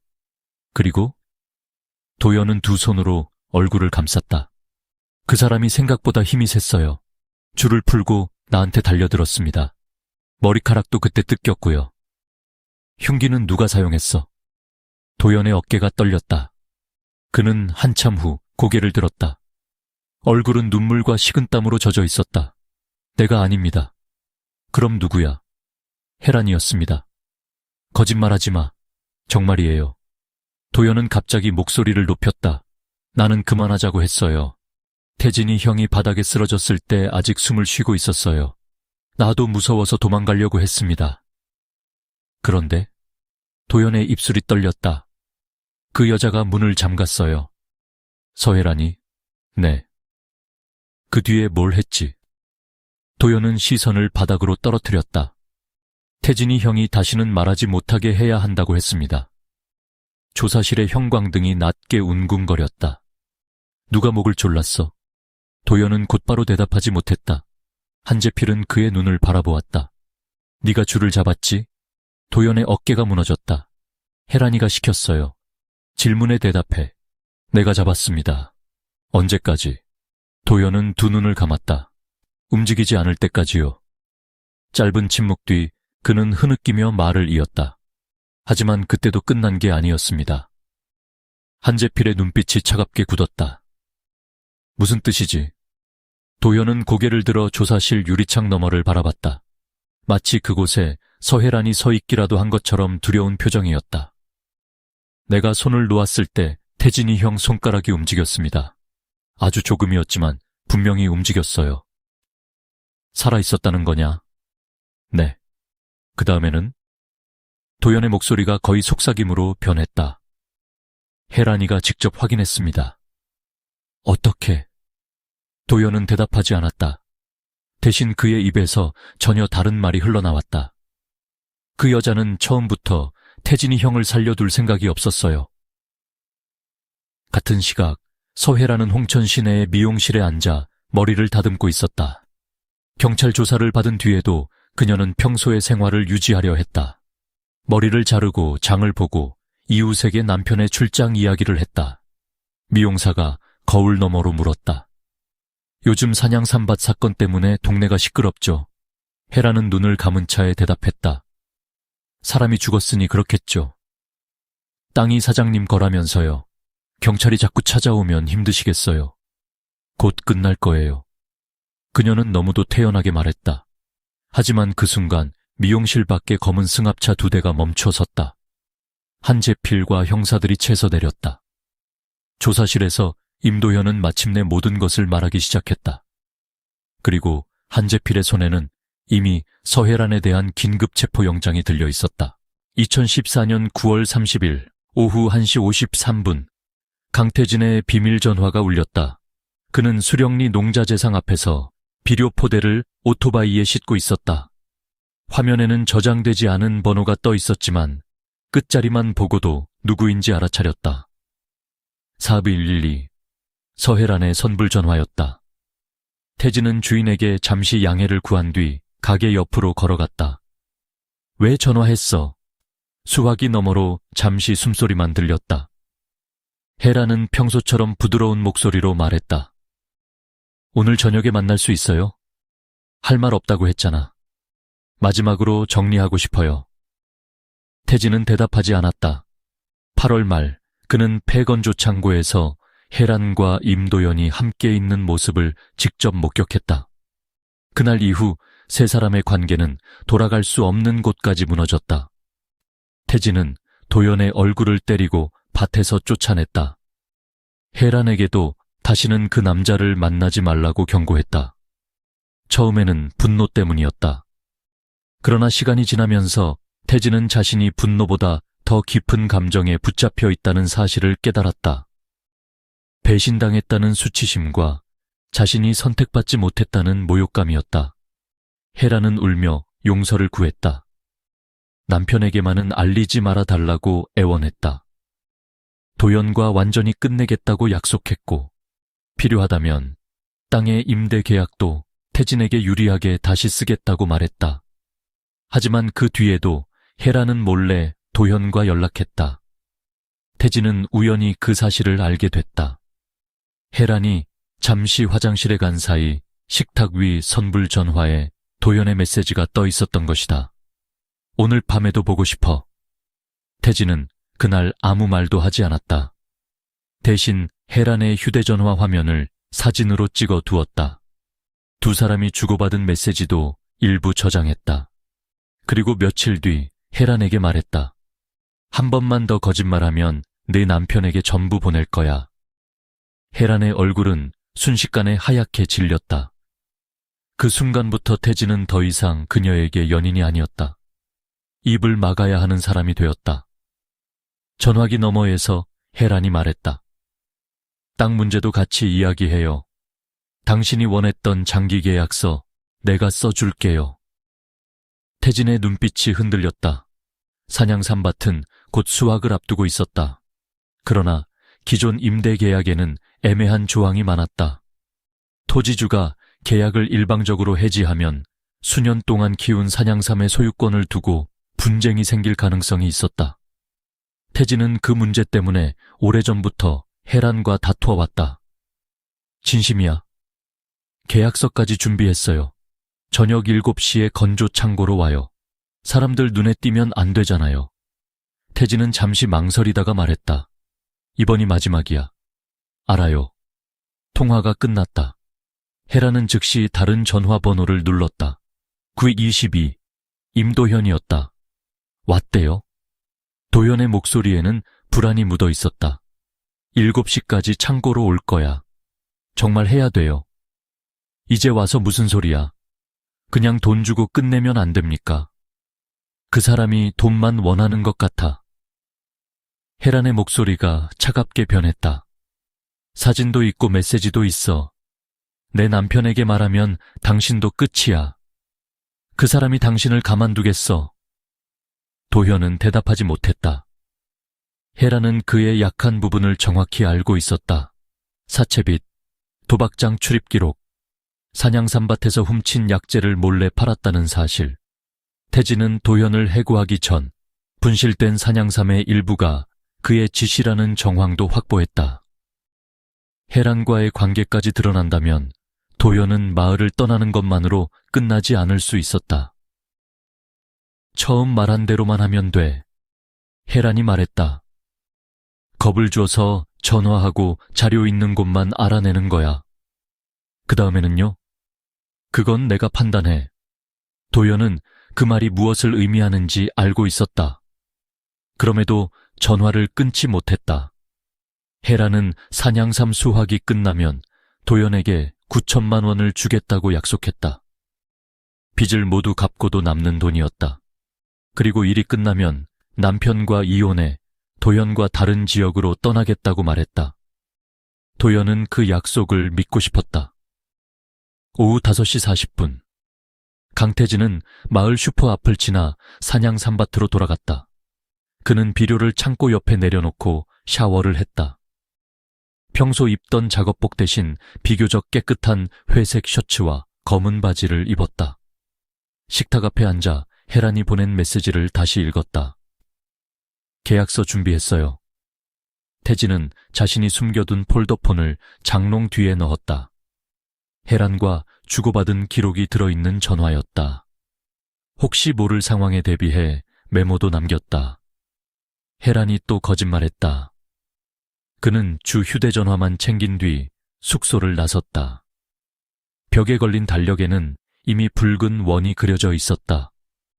저녁 7시 서 사장, 오후 6시 21분 혜란에게 다시 전화가 왔다. 어디에요? 밭이야. 늦지 말아요. 계약서 정말 준비했어. 혜란은 웃는 목소리로 대답했다. 직접 보면 알아요. 오후 6시 48분. 혜란은 남편 명의의 흰색 소형 트럭을 타고 폐건조 창고에 도착했다.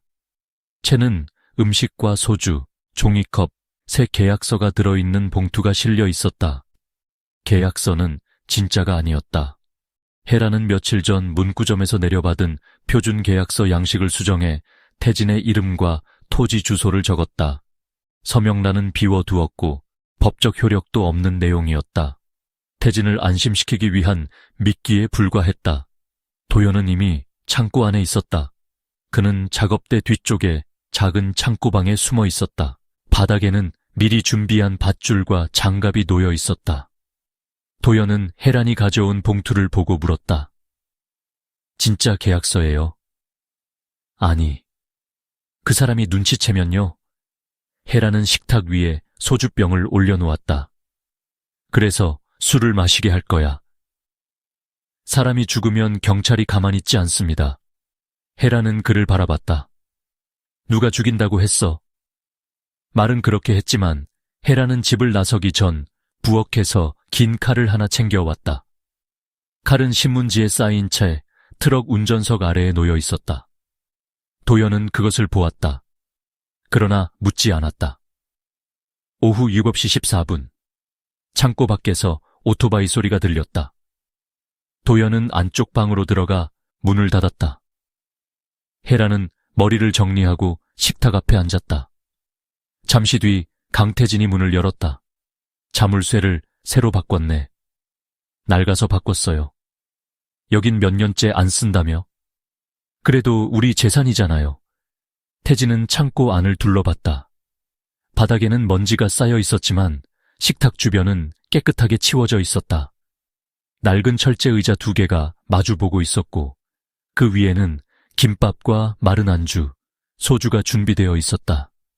계약서부터 보자. 혜라는 봉투를 꺼냈다.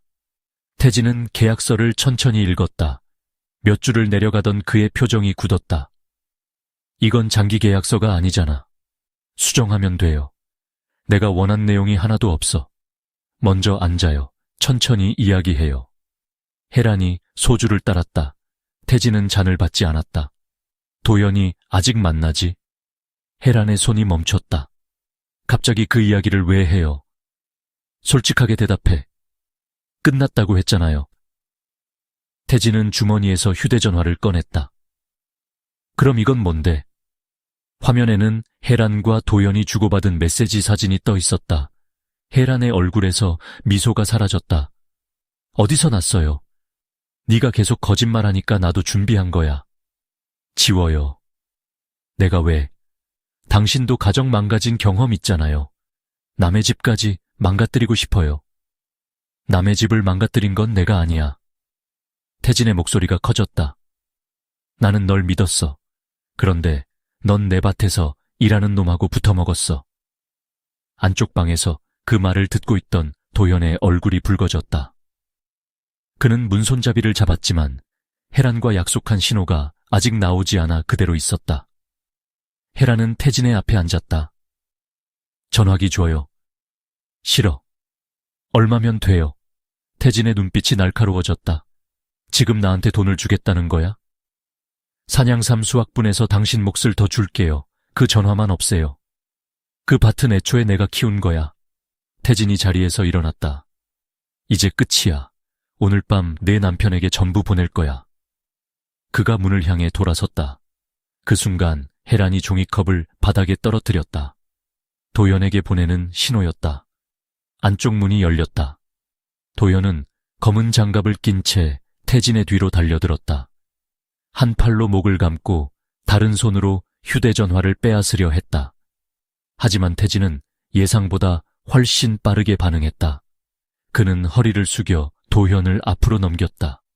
두 사람의 몸이 식탁에 부딪혔다. 소주병이 떨어져 깨지고 음식이 바닥에 쏟아졌다. 태진은 도현의 얼굴을 주먹으로 때렸다. 네가 여기 왜 있어? 도현은 바닥을 구르며 일어났다.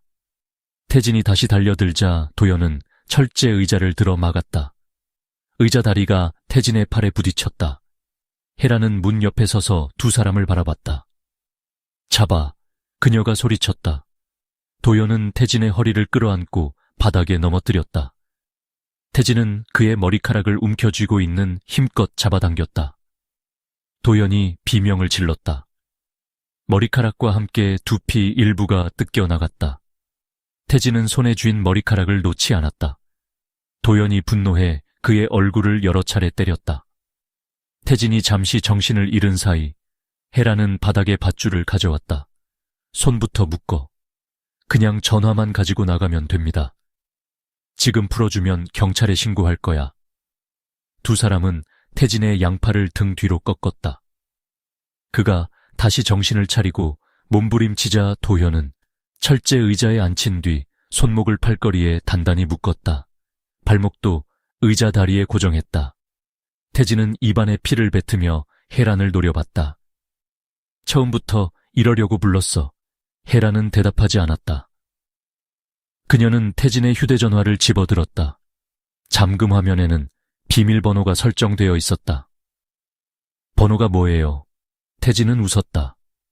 입술이 찢어져 피가 흐르고 있었다. 내 남편 생일. 혜란이 비밀번호를 입력했지만 화면은 열리지 않았다. 틀렸어요.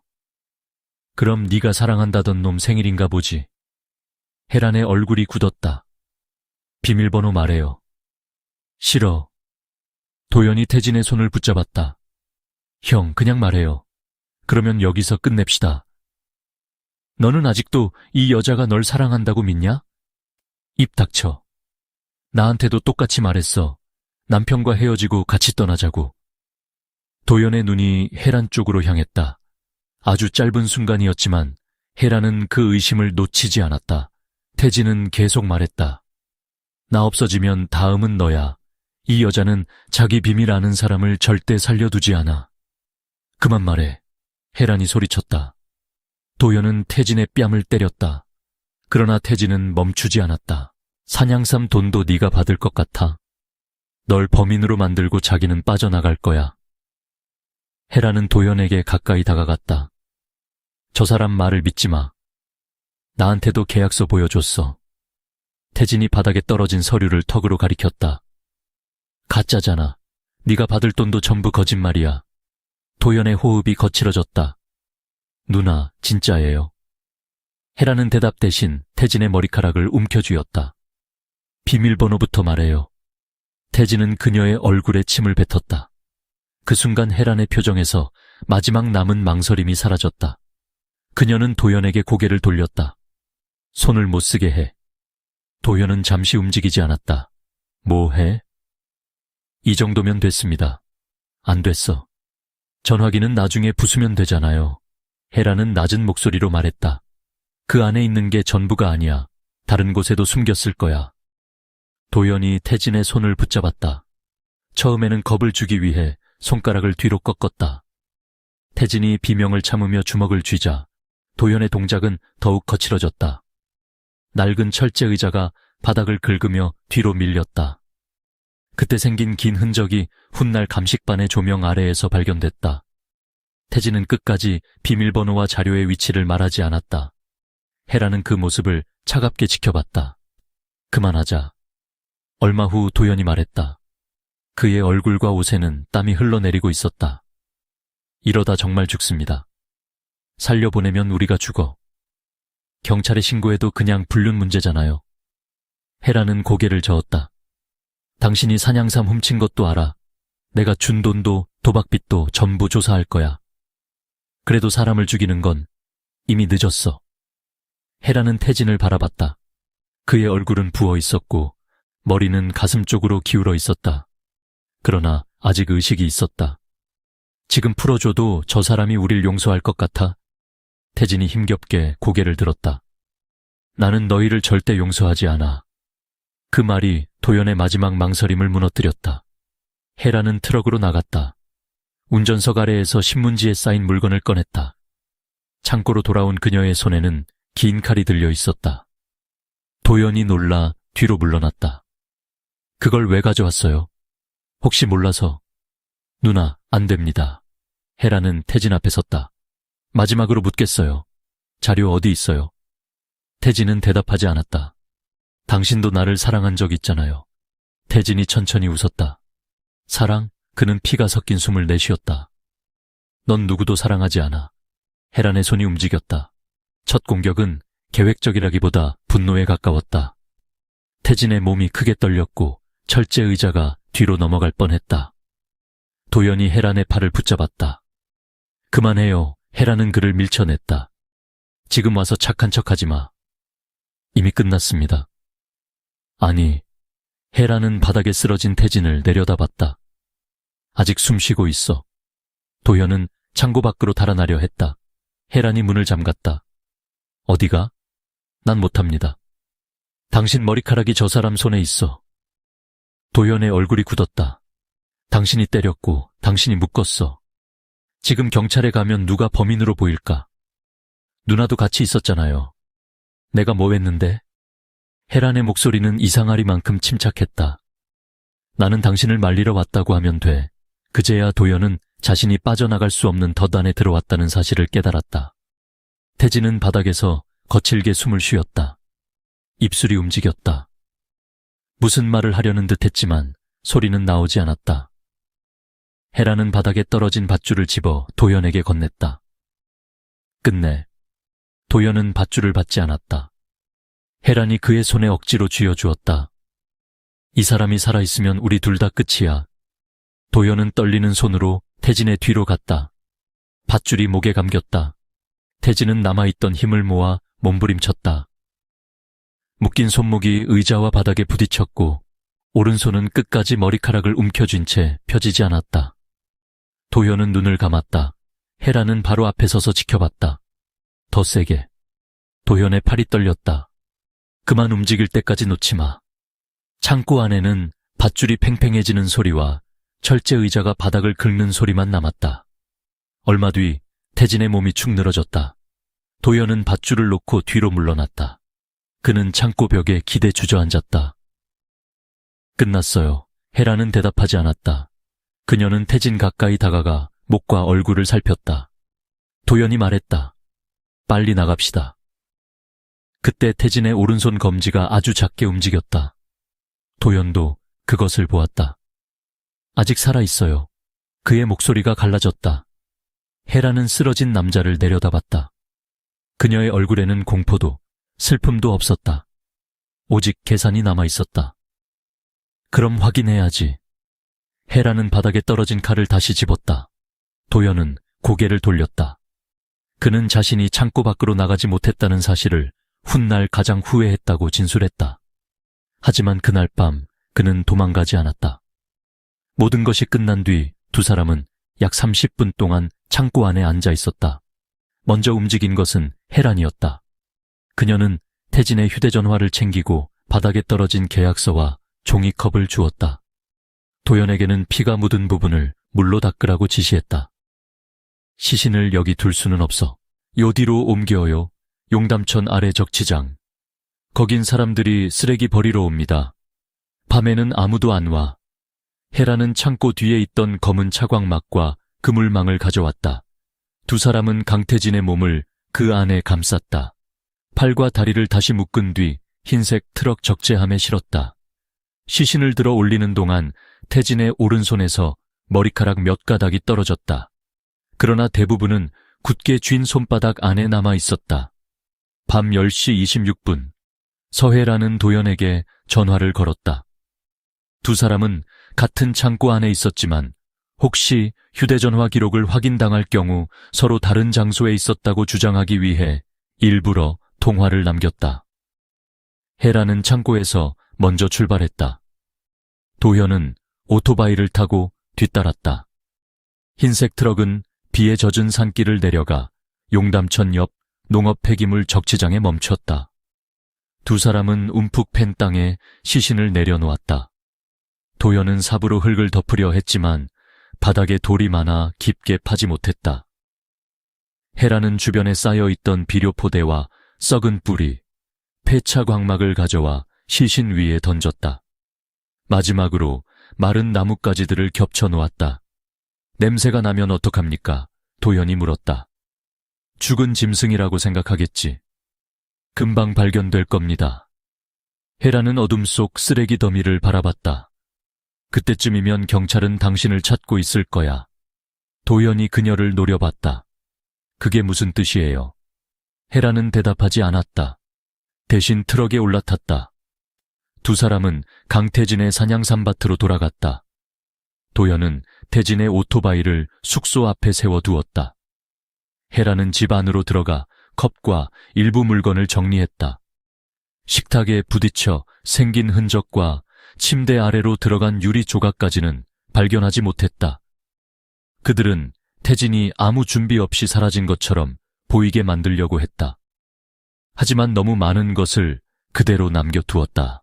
돈 통장, 오토바이, 장롱 뒤에 비밀전화, 그리고 달력에 적힌 헤란의 이름. 밤 11시 48분, 서혜라는 집으로 돌아왔다. 욕실에서 오랫동안 몸을 씻은 뒤 피 묻은 옷을 비닐봉지에 넣었다. 남편에게 전화를 걸어 부산 출장은 잘 되고 있는지 물었다. 그녀의 목소리는 평소와 다르지 않았다. 전화를 끊은 뒤 헤라는 주방 식탁에 앉아 강태진의 휴대전화를 켰다. 비밀번호를 여러 차례 입력했지만 잠금은 풀리지 않았다. 새벽 1시가 지나자 그녀는 휴대전화를 도현에게 건넸다. 가지고 있어. 왜 나한테 줍니까? 당신이 없애. 누나는요? 헤라는 그를 바라보며 말했다. 우리는 오늘 만난 적 없어. 그 순간 도현은 모든 계획의 마지막 부분이 무엇인지 이해했다. 강태진이 사라진 뒤 경찰이 누군가를 의심한다면 그 대상은 자신이었다. 해고된 전 직원, 피해자와 공개적으로 싸운 남자, 도박 빚이 있는 사람, 피해자의 휴대전화와 시계를 가진 사람. 혜라는 처음부터 그를 공범으로 선택한 것이 아니었다. 필요하다면 대신 잡혀갈 범인으로 선택한 것이었다. 조사실에서 이 모든 진술을 마친 임도현은 고개를 숙였다. 창문 없는 방 안에는 새벽의 차가운 공기가 가득했다. 한재필은 녹음기를 끄지 않은 채 물었다. 서혜란이 마지막으로 뭘 했는지 정확히 말해. 도현의 얼굴이 일그러졌다. 다 말했잖아요. 네가 밧줄을 놓았을 때 태진 씨가 살아있었다고 했어. 도현은 입술을 깨물었다. 그 뒤에 서혜란이 무엇을 했지? 긴 침묵이 이어졌다. 마침내 도현은 떨리는 목소리로 대답했다. 숨이 남아있는지 확인한다고 했습니다. 어떻게 확인했어? 도현은 두 손으로 귀를 막았다. 마치 10여일 전 창고에서 들었던 소리가 다시 들려오는 것처럼 몸을 웅크렸다. 그 사람 가슴에 손을 댔어요. 아직 움직인다고 했습니다. 그래서 칼을 다시 들었습니다. 도현은 눈을 감았다. 그리고 움직임이 완전히 멈출 때까지 기다렸습니다. 서혜란이 직접 했다는 거지? 도현이 고개를 끄덕였다. 한재필은 잠시 아무 말도 하지 않았다. 책상 위에는 강태진의 부검 사진과 폐건 조창고의 혈흔 사진, 서혜란의 통화 기록이 나란히 놓여 있었다. 이제 모든 조각이 같은 방향을 가리키고 있었다. 그날 오후 서혜란은 변호사와 함께 홍천경찰서 조사실에 앉았다. 한재필은 아무 설명 없이 철제 의자의 사진을 그녀 앞에 놓았다. 푸른 시약 반응으로 둘러싸인 낡은 의자였다. 그 옆에는 잘린 밧줄과 혈흔이 남은 바닥 사진이 있었다. 서혜라는 사진들을 천천히 살폈다. 표정은 흔들리지 않았다. 임도현이 뭐라고 했나요? 한재필은 대답하지 않았다. 혜라는 잠시 생각한 뒤 물었다. 그 사람이 어디까지 말했죠? 그 말을 듣는 순간 한재필은 그녀가 범행을 모르는 사람이 아니라는 사실을 확신했다. 사건을 전혀 모르는 사람이라면 임도현이 무엇을 말했는지부터 묻지 않는다. 무엇을 알고 있는지, 어떤 증거가 나왔는지를 물었을 것이다. 한재필은 의자의 등을 기대며 말했다. 서혜란 씨. 그의 목소리는 낮았지만 단호했다. 이제 당신 차례입니다. 창밖에서는 다시 비가 내리기 시작했다. 강태진이 사라진 날과 똑같이 차갑고 가는 비였다. 혜라는 결혼 반지가 끼워진 손을 천천히 맞잡았다. 그리고 처음으로 얼굴에서 미소를 완전히 지웠다. 2014년 10월 22일 오전 1시 17분 홍천경찰서 조사실의 형광등은 밤이 깊어질수록 더 차갑게 빛났다. 서혜라는 변호사 옆에 앉아 두 손을 무릎 위에 가지런히 올려놓고 있었다. 조사가 시작된 지 3시간이 넘었지만 그녀는 여전히 같은 자세를 유지했다. 울지도 않았고 화를 내지도 않았다. 한재필이 임도현의 진술서를 읽어 내려갈 때에도 눈썹 하나 움직이지 않았다. 다만 도현이 강태진의 목을 밧줄로 졸랐다고 진술한 부분에서 오른손 엄지가 결혼 반지를 천천히 문질렀다. 임도현 씨는 당신이 범행을 계획했다고 진술했습니다. 한재필이 말했다. 거짓말이에요. 강태진 씨를 폐건조창고로 부른 사람도 당신이라고 했습니다. 그 사람과 만나기로 한 건 사실입니다. 하지만 죽이려고 부른 건 아니에요.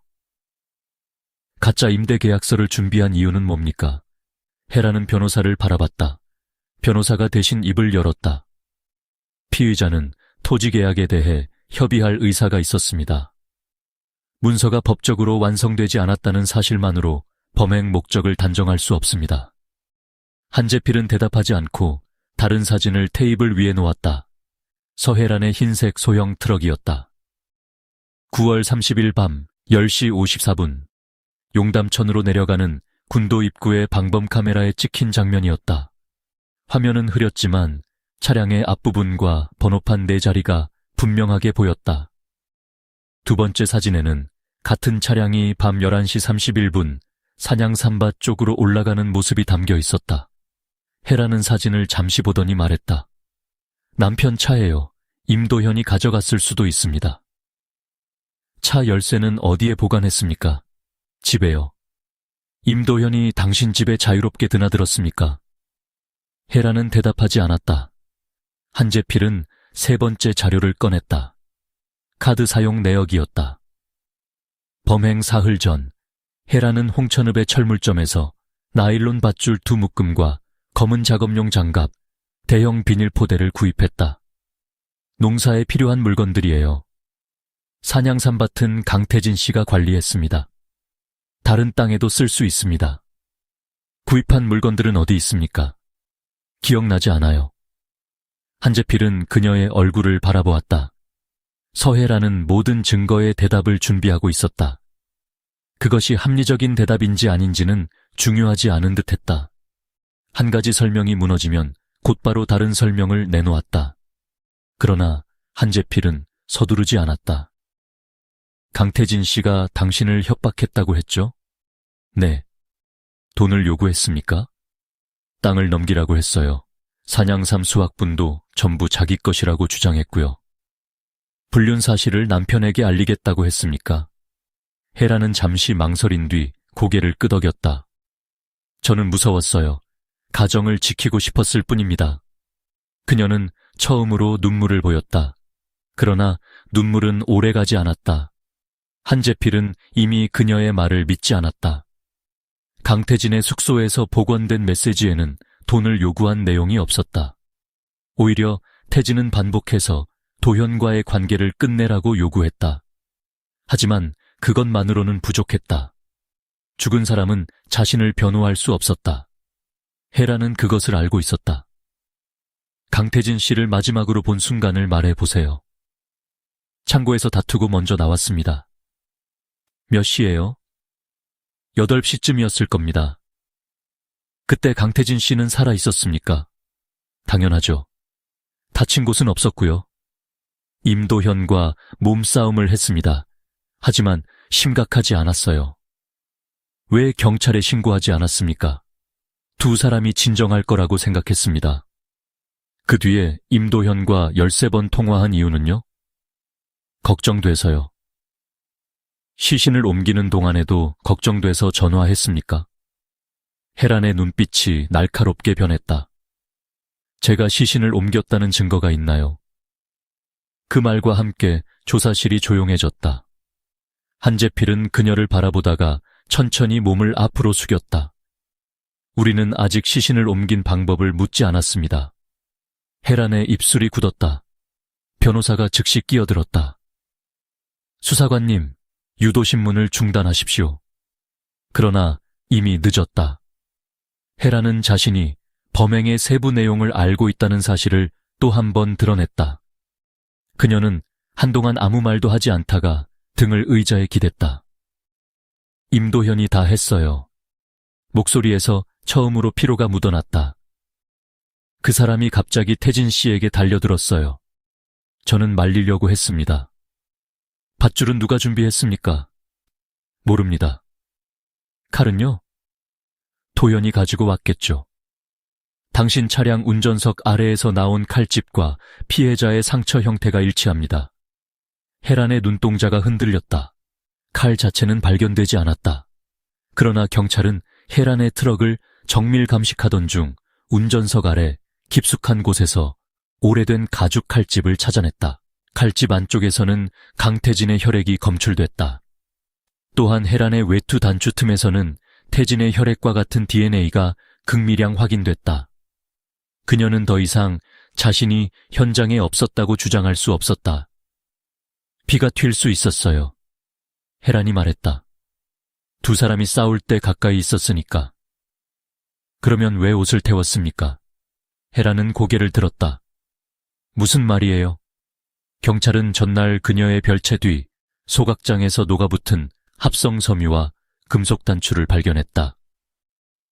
단추는 헤란이 범행 당일 입었던 것으로 추정되는 베이지색 코트와 같은 제품이었다. 이웃 주민 한 명이 10월 1일 새벽 헤란의 집 뒤편에서 검은 연기가 오르는 것을 봤다고 진술했다. 헤란의 침착한 얼굴에 아주 미세한 균열이 생겼다. 한재필은 마지막 사진을 꺼냈다. 강태진의 오른손이었다. 부패한 손가락 사이에 임도현의 머리카락이 엉켜 있었다. 당신은 모든 걸 도현에게 뒤집어 씌우려고 했습니다. 피해자의 휴대전화와 시계, 창고 열쇠를 도현에게 줬습니다. 현금도 줬고요. 그가 도망가면 경찰이 누구를 범인이라고 생각할지 알고 있었겠죠. 그 돈은 빌려준 겁니다. 사건 전날까지 통장에 없던 돈입니다. 어디서 났습니까? 헤라는 대답하지 않았다. 현금 4,200만 원 가운데 일부는 강태진이 보관하던 수학 준비금이었다. 헤라는 사건 다음 날 태진의 숙소에 들어가 금고를 열려고 했지만 실패했다. 대신 서랍과 창고에 흩어져 있던 현금을 모아 도연에게 건넸다. 도연은 그것을 도피 자금이라고 생각했다. 하지만 실제로는 경찰의 시선을 그에게 고정시키기 위한 미끼였다. 임도연은 당신을 믿었습니다. 한재필이 말했다. 당신이 남편과 이혼하고 함께 떠날 거라고 믿었죠. 헤라는 희미하게 웃었다. 그 사람이 그렇게 말하던가요? 사실이 아닙니까? 29살짜리 남자가 무슨 생각을 하든 제가 책임져야 하나요? 그 한마디에서 그녀가 도연을 어떻게 생각했는지 드러났다. 연인이 아니었다. 필요할 때 이용하고 버릴 수 있는 도구였다. 한재필은 녹음기를 조금 가까이 밀었다. 강태진 씨가 숨을 쉬고 있는 것을 확인한 사람은 당신입니다. 도연이 그렇게 말했겠죠. 그는 밧줄을 놓은 뒤 피해자의 손가락이 움직였다고 했습니다. 거짓말이에요. 당신이 칼을 들었다고 했습니다. 거짓말입니다. 피해자의 가슴에 남은 마지막 두 상처는 다른 상처보다 각도와 깊이가 일정합니다. 공격 중 우발적으로 생긴 게 아니라 쓰러진 상태에서 가해졌다는 뜻입니다. 헤라는 눈을 감았다. 법의관의 분석에 따르면 마지막 상처는 피해자가 바닥에 누워 움직이지 못하는 상태에서 발생했다.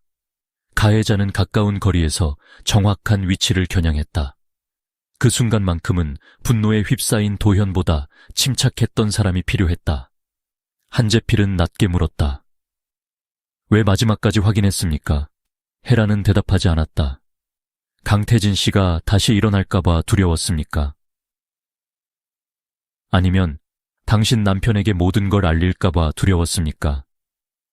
헤란의 눈가에 다시 눈물이 고였다. 그러나 이번에는 슬픔보다 분노에 가까웠다. 당신들은 몰라요. 그녀가 입을 열었다. 그 사람이 얼마나 집요했는지. 피해자가 거짓말을 멈추라고 요구한 게 집요한 겁니까? 매일 전화했습니다. 집 앞에 찾아왔고 남편에게 사진을 보내겠다고 했어요. 제 인생을 손에 쥐고 흔들었습니다. 그래서 죽였습니까? 저는 살고 싶었어요. 강태진 씨도 살고 싶었을 겁니다. 헤라는 테이블을 내려다봤다. 몇 분 동안 아무 말도 하지 않았다. 그리고 아주 작은 목소리로 말했다. 처음부터 죽일 생각은 아니었어요. 변호사가 그녀의 팔을 붙잡았다. 더 이상 말하지 마십시오. 그러나 헤라는 손을 빼냈다. 전화기만 찾으려고 했어요. 사진이 어디 있는지만 알아내면 보내줄 생각이었습니다. 그런데 왜 칼을 준비했습니까? 도연을 믿을 수 없었으니까요. 강태진 씨를 죽이기 위한 칼이 아니라. 헤라는 대답하지 않았다. 그녀는 태진이 자신에게 침을 뱉은 순간을 떠올리는 듯했다. 그 사람이 저를 비웃었습니다. 그래서 찔렀습니까? 모든 걸 잃게 만들겠다고 했어요. 그래서요. 헤라는 천천히 고개를 들었다. 그 순간에는 그 사람이 사라지는 것밖에 생각나지 않았어요. 완전한 자백은 아니었다. 하지만 혜란이 직접 흉기를 사용했다는 사실을 인정한 것이나 다름없었다. 한재필은 질문을 이어갔다. 임도현에게 목을 조르라고 지시했습니까? 도현이 알아서 했어요. 손을 놓지 말라고 말했습니까? 혜란은 입을 다물었다. 피해자의 움직임이 멈출 때까지 계속하라고 했죠. 긴 침묵 끝에 그녀가 말했다. 그 상태로 살려보내면 우리 모두 끝이었습니다. 그것이 서혜란의 마지막 방어였다. 죄책감도 우발성도 아니었다. 자신의 삶을 지키기 위해 다른 사람의 생명을 제거해야 했다는 논리였다. 조사가 끝난 것은 새벽 4시가 가까워졌을 때였다. 서혜란은 살인과 사체유기, 증거인멸 혐의로 구속됐다. 경찰서를 나서는 순간 수십 대의 카메라 플래시가 터졌다. 기자들은 불륜 관계와 범행 동기, 임도현과의 공모 여부를 물었다. 혜란은 고개를 숙인 채 아무 말도 하지 않았다. 다만 호송체 오르기 직전 한 번 뒤를 돌아봤다. 그녀의 시선은 기자들이 아니라 경찰서 건물 3층의 조사실 창문을 향하고 있었다. 그곳에서 임도현이 그녀를 내려다보고 있었다. 도현은 창문 가까이에 서 있었지만 혜란은 그를 보지 못했다. 혹은 보고도 모른 척 했을지도 몰랐다. 수사는 체포 이후에도 끝나지 않았다. 한재필은 혜란이 주장한 협박과 금전 요구가 사실인지 확인하려 했다. 그것은 재판에서 범행 동기를 판단하는 데 중요한 부분이었다. 강태진의 비밀 전화에서는 일부 메시지만 복원됐다. 나머지 사진과 대화가 다른 곳에 저장됐을 가능성이 있었다. 수사팀은 폐건 조창고를 3번째로 수색했다. 벽과 바닥, 소각통을 다시 분해했고 오래된 건조기와 선반도 모두 옮겼다. 창고 안쪽 벽에는 한동안 사용하지 않은 전기분 전함이 있었다. 전선은 끊겨 있었지만 나사 하나만 유난히 새 것이었다. 감식요원이 덮개를 열자 안쪽에 작은 비닐봉지가 테이프로 붙어 있었다. 봉지 안에는 마이크로 메모리 카드가 들어 있었다. 카드에는 강태진이 저장한 사진과 녹음 파일, 문자 메시지 캡처가 담겨 있었다. 태진은 서혜란이 또다시 자신을 속일 가능성에 대비해 자료를 따로 보관해 둔 것이었다. 그러나 그 안에는 혜란이 주장한 협박 내용이 없었다. 마지막으로 녹음된 통화에서 태진은 말했다. 나는 돈 필요 없어. 도현이하고 끝내고 더 이상 거짓말하지 마. 혜란은 울면서 대답했다. 남편에게만 말하지 말아줘요. 네가 약속을 지키면 나도 말하지 않아. 정말이에요? 이번이 마지막이야. 그 녹음은 강태진이 혜란의 재산을 빼앗으려 했다는 주장을 무너뜨렸다. 태진 역시 불륜 관계에 책임이 있었고 혜란을 통제하려 한 행동도 분명했다. 그러나 그는 돈을 요구하지 않았고 그녀의 가족을 파괴하려는 계획도 세우지 않았다. 그가 원한 것은 관계의 종료와 거짓말에 대한 인정이었다. 반면 혜란과 도연은 사건 전부터 산양삼의 가치를 계산하고 있었다. 도연의 원룸에서 압수한 수첩에는 다음과 같은 숫자가 적혀 있었다. 예상 수확량, 등급별 판매 가격, 토지 주목, 운송비, 그리고 마지막 줄에 적힌 금액은 1억 8천만 원이었다. 혜란은 사건 일주일 전 약초상에게 전화를 걸어 강태진이 갑자기 계약을 포기할 경우 밭에 남은 산양삼을 자신이 판매할 수 있는지 물었다. 그녀는 태진이 죽기 전부터 그가 없는 뒤를 준비하고 있었다. 2015년 11월 9일 춘천지방법원 형사합의부에서 서혜란과 임도현에 대한 첫 공판이 열렸다. 법정은 유족과 기자, 수령리 주민들로 가득 찼다. 강미선은 검은 옷을 입고 방청석 첫 줄에 앉아 있었다. 사건 이후 그녀의 머리에는 흰머리가 부쩍 늘어 있었다. 서혜라는 검은 정장을 입고 법정에 들어왔다. 임도현은 고개를 숙인 채 그녀보다 몇 걸음 뒤에서 걸었다. 두 사람은 눈을 마주치지 않았다. 검찰은 이 사건을 우발적인 다툼이 아니라 사전에 준비된 공동범행으로 규정했다.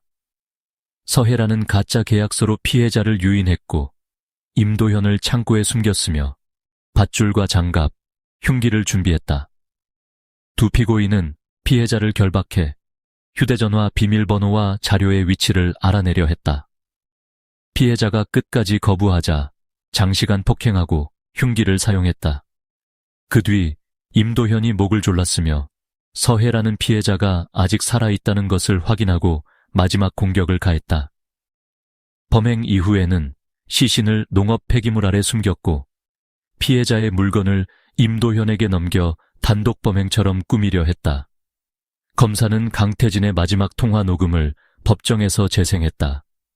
나는 돈 필요 없어. 죽은 사람의 목소리가 법정 안에 울렸다. 도연이하고 끝내고 더 이상 거짓말하지 마. 강미선은 두 손으로 입을 막았다. 그녀는 오빠의 목소리를 들은 순간 끝내 고개를 숙이고 울었다. 서해라는 앞만 바라봤다. 임도현은 눈을 감았다. 재판 과정에서 두 피고인은 서로에게 책임을 떠넘겼다. 도연은 혜란에게 이용당했다고 주장했다. 저는 겁만 주는 줄 알았습니다. 죽이려고 한 건 서해란입니다. 그러나 검찰은 도현이 밧줄을 준비하고 피해자를 결박했으며 목을 조르고 시신 운반에 참여했다는 점을 강조했다.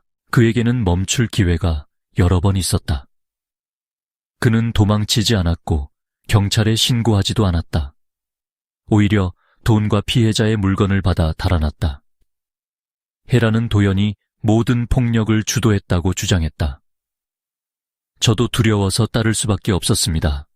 하지만 재판부는 그녀가 범행 전후에 보인 행동을 주목했다. 피해자를 불러낸 사람도 혜란이었다. 범행 장소를 선택한 사람도 혜란이었다. 피해자가 살아있는지 확인하고 범행을 계속하도록 요구한 사람 역시 혜란이었다. 무엇보다 그녀는 살인 이후에도 자신의 흔적을 지우고 도연에게 책임을 전가하려 했다. 2016년 2월 18일 법정에 다시 두 사람이 섰다. 재판장은 긴 판결문을 읽은 뒤 서해란을 바라봤다. 피고인은 자신의 불륜 관계와 재산상 이익을 보호하기 위하여 피해자를 계획적으로 유인하였다. 피해자가 장시간 고통을 겪는 동안 범행을 중단할 수 있었음에도 오히려 공범에게 계속하도록 지시하였다. 혜란의 얼굴에는 아무 표정도 없었다. 범행 후에도 죄책감을 보이지 않은 채 증거를 인멸하고 공범에게 책임을 전가하려 한 점을 고려하면 그 책임은 극히 무겁다. 재판부는 서해란에게 사형을 선고했다. 법정 안에서 낮은 탄식이 흘러나왔다. 혜란은 잠시 눈을 감았지만 울지 않았다. 임도현에게는 무기징역이 선고됐다. 그는 판결을 듣자 두 손으로 얼굴을 감쌌다. 호송되기 전 도연이 혜란을 향해 소리쳤다. 당신이 다 시켰잖아. 혜란은 고개를 돌리지 않았다. 끝까지 그를 바라보지 않았다. 재판이 끝난 뒤 서혜란의 남편은 홍천에 있던 토지와 건물을 모두 처분했다. 그는 이혼 절차를 밟은 뒤 가족과 함께 다른 지역으로 떠났다. 백원조 창고는 사건 발생 2년 후 철거됐다. 산양삼밭은 임대권과 소유권 분쟁으로 오랫동안 방치됐다. 급수기가 멈추고 차광막이 찢어지면서 수년 동안 자란 산양삼 대부분이 썩거나 말라 죽었다. 강미선은 경찰의 허가를 받아 밭에서 작은 산양삼 한 뿌리를 가져왔다. 오빠가 사라지기 전 직접 표시해둔 구역에서 유일하게 살아남은 것이었다. 그녀는 그것을 충북에 있는 강태진의 묘 옆에 심었다. 처음 몇 달 동안 잎은 나오지 않았다. 미선은 죽은 줄 알았지만 뿌리를 파보지 않았다. 이듬해 봄, 작은 초록색 싹 하나가 흙을 뚫고 올라왔다. 미선은 그 앞에 오래 앉아 있었다. 그녀는 오빠가 완전히 사라지지 않았다고 생각하고 싶었다. 사람들은 시간이 흐르면 수령리 사건도 잊힐 것이라고 말했다. 하지만 마을 주민들은 해가 진 뒤 용담천 쪽으로 내려가지 않았다. 폐기물 적치장은 폐쇄됐고 시신이 발견된 웅덩이는 흙으로 메워졌다. 그 위에는 잡초가 무성하게 자랐다. 건조창고를 철거하던 날, 작업자 한 명이 청록색 페인트가 벗겨진 기둥 뒤에서 길고 검은 긁힌 자국 5개를 발견했다. 사람의 손톱으로 만든 것처럼 나란히 이어진 흔적이었다. 경찰은 이미 조사가 끝난 구조물이라며 특별한 의미를 두지 않았다. 낡은 목재가 갈라지며 생긴 흔적일 수도 있었다. 하지만 당시 철거 작업에 참여했던 사람들은 다른 이야기를 했다. 그 자국은 기둥 아래가 아니라 사람의 어깨 높이에서 시작해 바닥을 향해 길게 내려가 있었다. 마치 누군가가 쓰러지면서 마지막까지 기둥을 붙잡으려 했던 것처럼. 기둥은 그날 오후 잘게 잘려 폐기됐다. 이제 그 흔적이 누구의 것이었는지 확인할 방법은 없다. 다만 비가 내리고 산항해가 용담천 위를 뒤덮는 밤이면 수령리의 오래된 주민들은 바람 속에서 금속이 나무 바닥을 긁는 듯한 소리를 들었다고 말했다. 낡은 철제 의자가 끌리는 소리, 숨을 쉬지 못하는 사람이 마지막 힘으로 몸을 움직이는 소리, 그리고 누군가 아주 낮은 목소리로 반복하는 말, 거짓말하지 마, 더 이상 거짓말하지 마. 그 목소리가 실제로 존재했는지는 아무도 알 수 없었다. 그러나 강태진의 죽음이 남긴 진실만큼은 분명했다. 그를 죽인 것은 단 한 번의 분노가 아니었다. 오랫동안 쌓인 거짓말과 욕망, 들킬까 두려워하는 비겁함, 그리고 다른 사람의 생명보다 자신의 체면과 돈을 더 중요하게 여긴 두 사람의 선택이었다. 그들은 한 가지 비밀을 덮기 위해 한 사람을 죽였다.